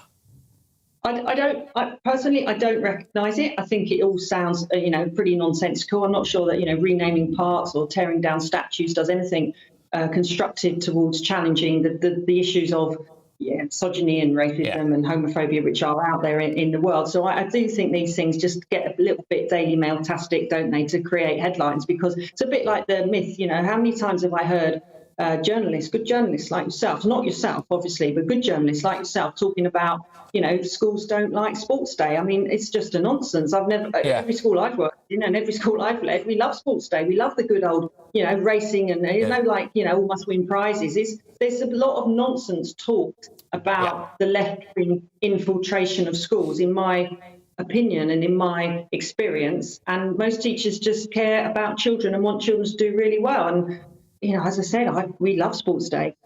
Hey, absolutely, and you have winners and losers on sports day as well. It's not one of those where everyone gets a certificate. No, absolutely. As I say, you've got to learn, haven't you? You've got to learn about but I don't know anyone. The stuff you've just talked about, I don't recognise it. No, I don't. Fair enough. Look, Alison, thank you so much. I really appreciate you coming on. And hey, I tell you what, I will read that book. All right. I'm sorry, I was filling in at the last minute, so I've not had too much time. But anyway, thank you very much, Alison Colwell. Absolutely fantastic stuff. She was at course at Kent's Ebbsfleet Academy. Is documented in this new memoir as well, featuring a load of tales and really trying to promote some of the success stories of children, really. So great stuff, that. What do you make of that, ladies and gentlemen? GBViews at GBNews.uk. Anyway, right, OK, so, of course, that was author, teacher and Britain's toughest headmistress, Alison Colwell. Anyway, coming up, amid more unrest in response to the world's worst lockdown in Shanghai, why is China the last country clinging to the zero-COVID delusion? Professor David Livermore investigates in Uncancelled at 10:40. But next, in the media buzz, is trying to reason with Putin a waste of time? And if it is a waste of time, especially now we've got a couple of captured Brits out there, if indeed he is unhinged and he's absolutely lost it, is it time to try to take him out? My superstar panel returns to debate that after this very short break. Don't you dare move.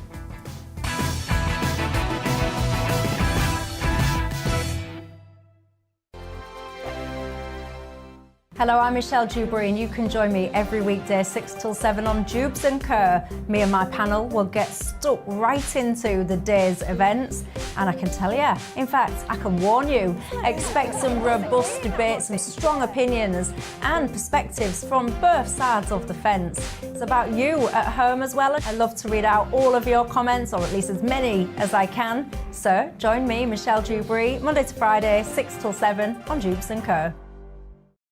On radio, they call it the drive time slot, 4 p.m. until 6 p.m.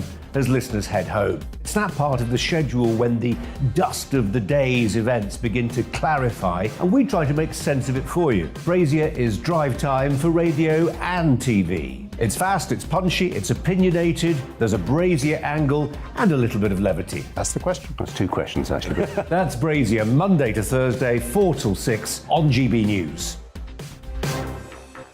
Hello, I'm Patrick Christys. And I'm Mercy Moroki. Make sure that you join us Monday to Thursday, 10 a.m. until midday, right here on GB News for To The Point. We're not afraid to talk about the topics that matter to you or the big topics that always matter. We cover absolutely everything, from the breaking political stories of the day to law and order, what's going on in the channel. We're not afraid to hold people to account. We always make sure we include your views on our show. Indeed, if you're thinking it, you can guarantee that we're saying it. So make sure you join the conversation with us 10 a.m. until midday, Monday to Thursday, for To The Point on GB News. I'm Dan Wootton. Join me Monday to Thursday from 9 to 11 for the feistiest and most fun news debate on TV, where free speech reigns. I'll bring you a sharp take on the day's biggest stories, bombshell newsmaker interviews, and A-list guests. And I guarantee you, no spin, no bias, no censorship, and no reason to go to bed. That's Dan Wootton Tonight, Monday to Thursdays from 9 on GB News.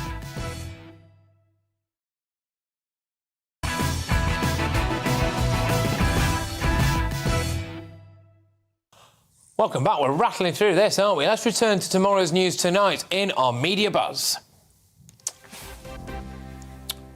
More front pages have just been delivered to me via homing pigeon, and The Guardian covers sensational reports that Number 10 was targeted by hackers from the UAE for more than a year using software that can turn mobile phones into listening devices. So a report released by a cybersecurity group, Citizen Lab, at the University of Toronto, said Downing Street was targeted in spyware attacks across 2020 and 2021. It's actually quite fascinating, this. We will have a chat about that with my panel, because it's this software called Pegasus, right? Basically, it's used by a lot of people significantly around the Middle Eastern area. It gets in there and compromises everything that you hold dear. But moving on, the Telegraph front page.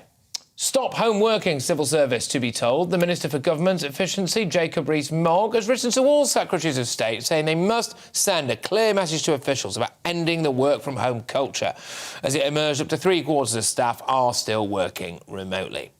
The Daily Mirror gets giddy with excitement on its front page tomorrow by saying Boris Johnson will address Parliament on Tuesday as the first law-breaking PM. Johnson's walk of shame, they say. Gosh, I tell you what, if Boris Johnson has to go, then so does Nicola Sturgeon, so does Mark Drakeford, and before you know it, I don't know, I'm running the country. It's a terrifying thought, isn't it? More on the media buzz now with tonight's superstar panel. Political YouTuber Maya Tuzi, commentator and broadcaster Emma Webb, and senior reporter at the newspaper, Benjamin Butterworth. It's an eclectic mix of views tonight, this evening.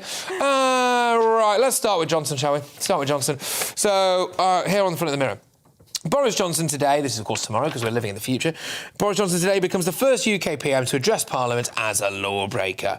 He'll use this session in a desperate bid to move on from his Partygate fines. Benjamin, do you think the nation's over Partygate? No, I don't, actually.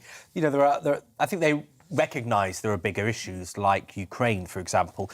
But I think the reason it hangs around is because people compromised so much for 2.5 years, and the idea that they were going to forget that overnight was always a nonsense. And so, you know, the fact that the guy making the rules wasn't following them quite repeatedly by the looks of it, he's probably got 3 more fines to go, I think really sticks in people's throats. Yeah, OK. Emma? Yeah, there've been endless stories of people on Twitter talking about the ways that they have suffered not being able to see their dying, their children not being able to see their dying son and things like that. I think that to a degree you're right. I can't believe I'm saying I agree with you on something. Hang on a minute, we can't have this. Wow, what's happening? It's not April Fool's Day, is it? I mean, I am personally over Partygate.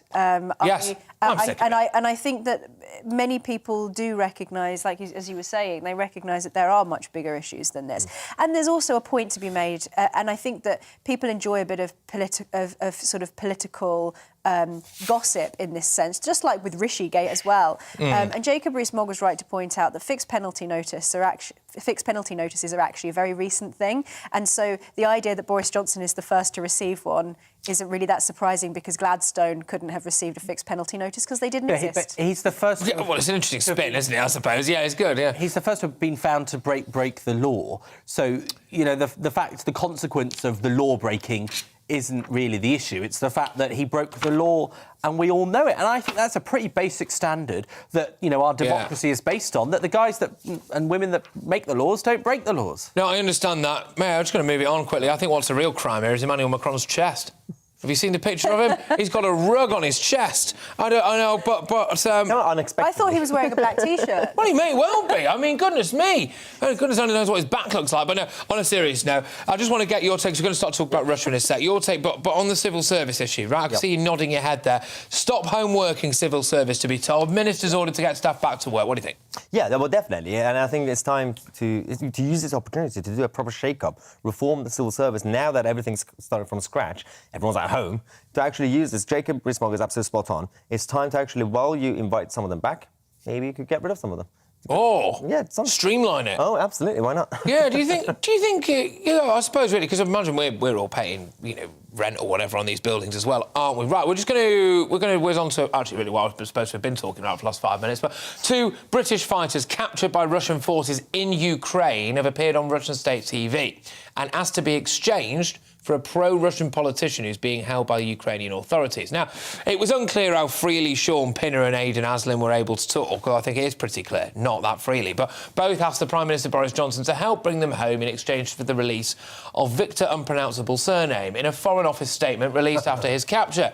Now, Mr Pinner's family explained how he became involved in the defence of Ukraine as a Marine, which they said he considers his adopted country, and stressed that he wasn't a mercenary. So we want to get your views on this. Benjamin, you think these two are pillocks? Yeah, I mean, they're total. Well, one of them already lived there, so it's unfair to bracket him in the same group as the one that moved there to fight for a country he's not from. And the government of Ukraine, our government, didn't want him there because it causes more problems than it's worth. But you've got this question of, can you trust anything that Vladimir Putin says? And the answer is so clearly no to that. They're probably just saying what, Putin's propagandists wanted them to say. You've got a guy here that annexed Crimea, the Donbass. He thinks that he sets the rules. He doesn't think that he has to follow them. I know, fair enough. Now, of course, all of this comes in the context of the Italian Prime Minister Mario Draghi acknowledging that efforts by Western leaders to talk to the Russian President Putin have proved useless. Now, Draghi said he talks about pursuing peace during a March 30th phone call with Putin. Obviously, he got nowhere. And he said that then the horror of Bucha arrived. This is where this massacre took place, of course. I'm beginning to think that people are right who say it's useless talking to him. It's just a waste of time. I have the impression that the horror of the war, with its massacres, with what they have done to children and women, is completely separated from words and from phone calls that have been made. And this is really the meat and bones of the issue I wanted to get stuck into. If it's impossible now to talk to Putin, if it's impossible to rationalise something to Putin, have any kind of workable relationship with him whatsoever, and if he's not going to stop, is it time we took him out? Well, the question is wrong in a sense that, I think it's not reasonable. We can't to take him out. Reason with him. No, we can't negotiate with him in that sense. But does that mean that the second option has to be that? Because that will come with consequences as well. Because are we talking about, look at the 90s, when the Soviet went down, we had a choice. We could have gone, like with South Korea and Germany after the Second World War, stay there, essentially nation building, but you can't do that anymore, obviously. No. It's frowned upon. So what we're going to do, we're just going to basically, somehow get rid of him or assassinate him and then wish for the best, because that will cause more trouble. Or I hope someone does it for us on the inside, maybe. I don't know. What do you think? Would you slot Putin? No, I think it would be a really stupid idea. We could joke about it, but I think in terms of the real politics of it, it would be disaster to do something like that, and also not something that would even feasibly be an option. And particularly because Western countries have been so keen to prevent an escalation. Obviously, as we've seen with Italy and with some other countries, the Czech Republic sending tanks in and so on, and we have seen an escalation in terms of the sorts of support that the Ukrainians are receiving from Western countries, and from Italy this also represents, and the sending of weapons represents some kind of escalation. But I think the problem is, and I think that Mario Draghi is absolutely right in saying this, is that the situation in Bucha and in a number of other areas where what we've seen is essentially nearing genocide. These are massacres, these are war crimes, that Putin has created a situation in which it is very, very difficult to imagine how Zelensky or any other world leaders could sit around a table with him and agree territorial concessions. Because if you cede territory to Russia, you see what happens in the areas where Russia has taken control. They've massacred the Ukrainian people. There are stories of rapes,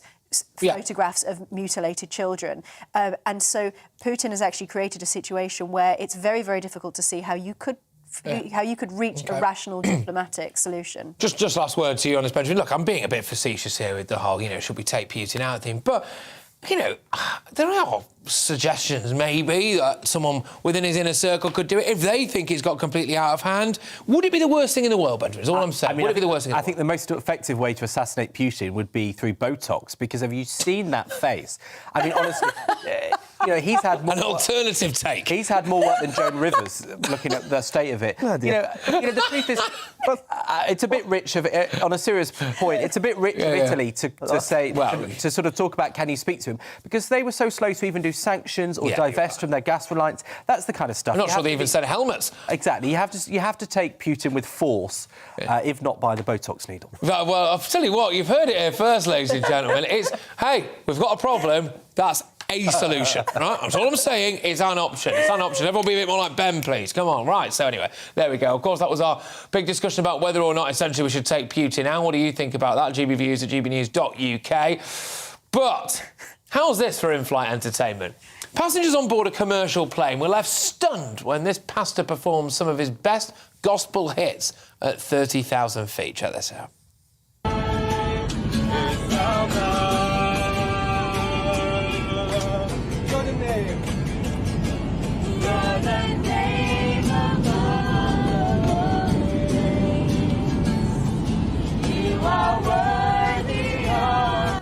It's ironic that for a lot of people that would actually be hell. But anyway, that was Jack Jens, who describes himself as the founder of religious organisation Kingdom Realm Ministries, based in Philadelphia, USA. They're always in America, aren't they? But this impromptu sermon in the sky divided opinion after it went viral, with some people claiming he shouldn't force his beliefs on other people. Anyway, there we go. So this man in the green and blue shirt, look at his face. If you're listening on radio, just imagine a very, very upset man. And, he obviously caught people's attention. He appears to be struggling to maintain the will to live throughout Jack's preaching performance. I suppose it's a captive audience, isn't it? Quite literally, but there we go. Right, well, look, coming up for one night only, the power is in my hands. That's right. I'll crown today's greatest Britain and Union jackass at 10:50. But first, amid more insanity in Shanghai, why is China the last country clinging to this ridiculous zero-COVID delusion? Professor David Livermore shares his thoughts in Uncancelled just after we take a look at what to expect upon Dan's return to his show tomorrow. Check this out. Coming up on Dan Wootton tonight, broadcasting legend and columnist Dame Jenny Murray, Nigel Farage and political firebrand Anne Widdecombe sound off on the issues that matter to you. And I'll break down the headlines of the day with my superstar panel. Former Daily Star editor and current columnist Dawn Neeson, Conservative commentator Calvin Robinson, and Sunday Mirror political editor Nigel Nelson. That's Dan Wootton tonight, Monday to Thursday from 9 p.m. till 11 p.m. on GB News.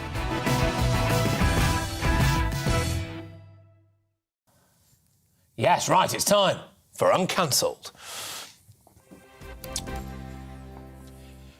Well, where Britain's top commentators speak out now, don't they, on controversial issues without the fear of cancel culture sweeping the rest of the media. That's right, we just get stuck right into it. And China's ruthless and inhumane pursuit of zero COVID continues apace, despite Shanghai's brutal lockdown failing to curtail cases. Shanghai authorities reported 22,248 cases yesterday, and the city of more than 24 million people has so far seen at least 320,000 infections since March. So the lockdown has caused widespread unrest as Liberty-starved Shanghai residents complain of food shortages and vicious enforcement of their restrictions. This video now that I'm about to show you is absolutely brilliant. If you're listening on radio, it's a brave elderly lady armed with nothing but a stick, right, resisting a health official in a hazmat suit trying to shove a swab up her nose. She just beats him with it. Look at this. I absolutely love this kind of stuff. No, get away, back off you. I think that's fantastic. That sums it up. You've got a teeny tiny little old Chinese lady there and just a little stick just standing up. And I think really that says absolute volumes. The city has suggested it will consider the outbreak contained when there are no new cases found outside quarantine buildings or areas. But look, how can that ever be achieved with a highly transmissible airborne virus? And, of course, with a high number of cases only causing 3 deaths so far, how can such an affront to freedoms ever be justified? It's even killing people's pets, for goodness sake. Well, we're going to try and make sense of this incomprehensible, frankly, Chinese zero-COVID delusion. And I'm joined now by Professor of Medical Microbiology at the University of East Anglia, Dr. David Livermore. Good evening, David. Thank you very, very much. Right, OK, zero COVID in China. Totally pointless, is it?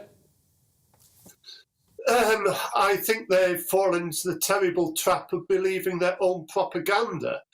Go back to 2020, they did manage to suppress COVID by these zero COVID policies, by quarantining the infected, quarantining every contact of the infected. It seemed to work for them. But the trouble is, as 2 years have gone by, we've kept selecting for more and more transmissible variants of COVID. That's how evolution works. Evolution favours the most transmissible. So the game has just got progressively harder and harder, and now it's falling over. And they cannot admit, for reasons of pride, that their strategy is no longer workable. And you're seeing the really terrible, ghastly denouement of that. Yeah, but 3 deaths. I mean, people die, David. People die all the time. 3 deaths, and you've got people locked in their flats, screaming out of their windows, pets being killed, old ladies being jammed by testers. I mean, come on, 3 people. You could fit them in the back of a Mini Cooper. Well, I'm afraid they will get considerably more deaths, and I wouldn't belittle that for a moment. One has to look at what happened in Hong Kong, where they got a sizable outbreak. And in Hong Kong, exactly as in mainland China, they've made a poor job of vaccinating the very elderly. Only about half the care home residents, for example, are vaccinated.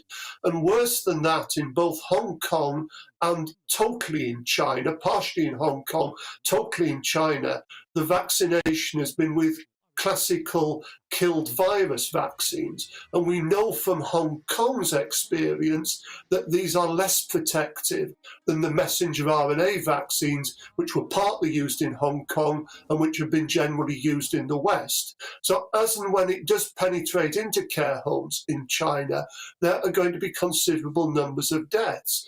But I'm sorry, this is an inevitability because the game that's being played is certainly going to be a loser in the long term. Maybe they will be lucky again. Maybe they will suppress it again. But as you select more and more transmissible variants, ultimately you lose. And that's what's going to happen in China. Let's just get down to brass tacks. To do on the way. OK, let's just get down to brass tacks on this. We've seen something similar attempted in New Zealand. We've seen something similar attempted in Australia. Can a zero COVID policy ever actually work? Not in the long term, because it has no exit route. The only chance of such a policy working was perhaps back in December 2019 or January 2020, when there were tiny numbers of cases and it could have been totally contained. But once it's spread widely, then there's really been no chance. You cannot get it down to zero. And as I've tried to say, evolution keeps favouring more and more transmissible variants, so the game gets harder all the while. We have to learn to live with it. And I do think that's one thing that the government here has got right, that we've ended up with one of the most liberal regimes on COVID. About half of us have had it so far. We've got most of the very vulnerable vaccinated, and while the vaccines are imperfect, they do give some protection, and one can see a way out. Look, I just find it absolutely... Yeah, I just find it absolutely staggering that China didn't seem too bothered about, some would say, potentially helping to enhance a virus in a lab and then leaking it and allowing it to spread all over the world. But then, OK, now they're locking up everyone in Shanghai. I just find it absolutely bonkers. But anyway, look, thank you very, very much. It's been great to have you on the show. And that was obviously discussing there whether or not a zero COVID strategy can ever actually work. And no, basically, it can't. Professor David Livermore joining us there. Thank you very, very much. We're nearly at the end, people. This is whizzed by. Thank you very much for allowing me to, I suppose, into your homes this Monday evening, as it were. I've thoroughly enjoyed it. Been standing in for Dan Wootton. But it's time to reveal today's greatest Britain and Union jackass. Let's do it. OK, right, so with me to reveal theirs is my superstar panel, the lovely lot. Political YouTuber Maya Toosey, commentator and broadcaster Emma Webb, and senior reporter at the I newspaper Benjamin Butterworth. You've all been absolutely stellar this evening, so let's get cracking. Maya, I'll start with you. Should we start with Greatest Britain? Yeah, start with Greatest Britain, why not? Yeah, there you go, go on. Priti Patel, but of course because of the Rwanda scheme, but not necessarily just because of the policy, but because of the way she and the whole team dealt with the backlash. The government usually by this point, they U-turn, but she decided to actually double down and take in all the criticism and just actually, for once, respond to them. And in a very robust way. Well done. All right, OK, that's your take. Emma? I'm nominating GBNews' very own Calvin Robinson out of defiance to the Archbishop and his bishops and the Bishop of York and all of the politicised clergy at the top of the church. I'm nominating Calvin because I think he's been doing an excellent job in spreading Christianity and standing up to people who have a political agenda. OK, all right. Benjamin? Well, I'm nominating for Greatest Britain a real Christian who actually believes in helping the vulnerable. Oh, it's kicked off right at the end. Go on. Archbishop of Canterbury, Justin Welby, because he has shown great commitment to the Christian cause by saying that Rwanda policy is not the right thing to do. On Easter of all times, I thought it was very dignified and justified. Right, OK, so shall I pick one now, don't I, basically? I think I pick one. Well, I'm not going to go Priti Patel because I want to see it done first, all right? I want to see it done first. Emma, I could go for Calvin Robinson, potentially. Benjamin, look, we all know which way this one's going to go, mate. I'm not with you on this one. Can I just run roughshod over the rules and do a shameless little bit of, not self-promotion, because it's a cause that's very close to my heart. I'm actually going to pick my own Greatest Britain this week. I'm very sorry, guys. I appreciate you put the effort in, but screw it. So I'm actually doing a weight loss journey, and I'm raising money for mine, specifically Nathan Dunn, right, who's walking, there he is. Look, he's walking from John O'Groats to Land's End barefoot. And he's going to set a world record. He wants to raise 50 grand, OK? Now, I've got a Just Giving page on this, and I'm going to read the link out to you now. We're just... Oh, it's there, look at that. That's his Just Giving page. We've got our own one as well, though. It's justgiving.com/fundraising/challenge Christie's. So that's justgiving.com/fundraising/challenge Christie's, OK? So please, if you can, just go and give a little bit of cash there. We're already over 2 grand, so there we go. We'll be keeping you updated on that. Right, but that's enough of me now. So let's have our union jackass. Same order. May I take it away? The future Labour MP, Gary Neville, for criticising the Rwanda scheme, but again, not necessarily because of the actual scheme. People like him, they went too far, implying that they were more outraged it was in Rwanda. And I was like, this is basically turning into accidental racism or xenophobia against Rwanda. What is wrong with Rwanda? It sounds like they're treating every African nation the same. Like, oh, because they're all basically the same. They're all as bad as each other. That is a problem I have. It's a strong start, that, Emma. Can you beat it? Why, Justin Welby, of course. Hey. I don't think I need to explain. No, fair enough. That's that. Benjamin, go on. My union jackass is Nicola Sturgeon. Oh, it's a good round this week. I was very critical of Boris Johnson for breaking the rules, and there was old Nicola breaking them. And the audacity, because she wandered round this barber's, laughing and joking without her face masks. There was no obvious need, and I thought it was pretty pathetic, given she'd just extended it for another couple of days left. This is a cracking round. You couldn't fit a Rizzler paper between those 3 choices.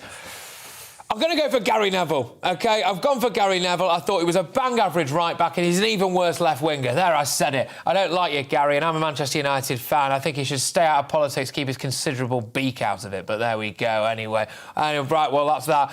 Now, I'll be back on again tomorrow from 9 p.m.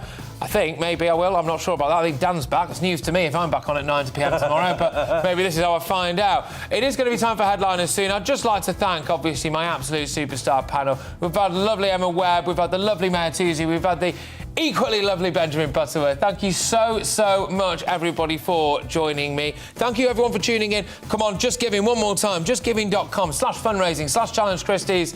Let's save some lives, people. Male mental health is a massive issue. Every day, 12 men take their own lives, OK? Suicide's the single biggest killer of men under 45. Please, if you can, dip your hand into your pocket. justgiving.com/fundraising/challenge Christie's. People, come on.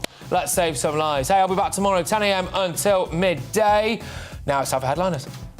And looking ahead to tomorrow's weather, the UK looking to get off to a mostly dry start, some spells in the detail like this. 1 or 2 showers likely across Cornwall, possibly the far north and the west of Devon, the rest of the southeast starting a little cloudy.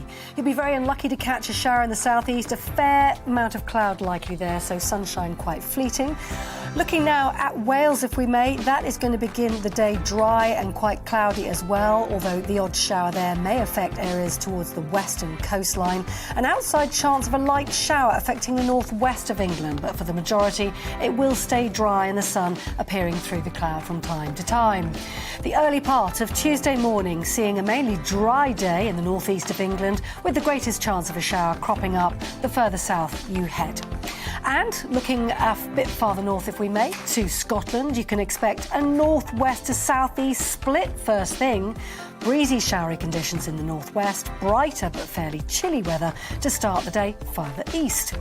Rains approaching much of Northern Ireland from the west, but at this stage in the day is looking quite dry and bright, with a touch of frost affecting rural areas. And through the remainder of the morning, showers will begin to break out more widely, and by lunchtime, some of those turning very heavy as well. And that's how tomorrow's weather is shaping up. On radio, they call it the drive time slot, 4 p.m. until 6 p.m. as listeners head home. It's that part of the schedule when the dust of the day's events begin to clarify, and we try to make sense of it for you. Brazier is drive time for radio and TV. It's fast, it's punchy, it's opinionated, there's a brazier angle and a little bit of levity. That's the question. That's 2 questions, actually. That's Brazier, Monday to Thursday, 4 till 6 on GB News.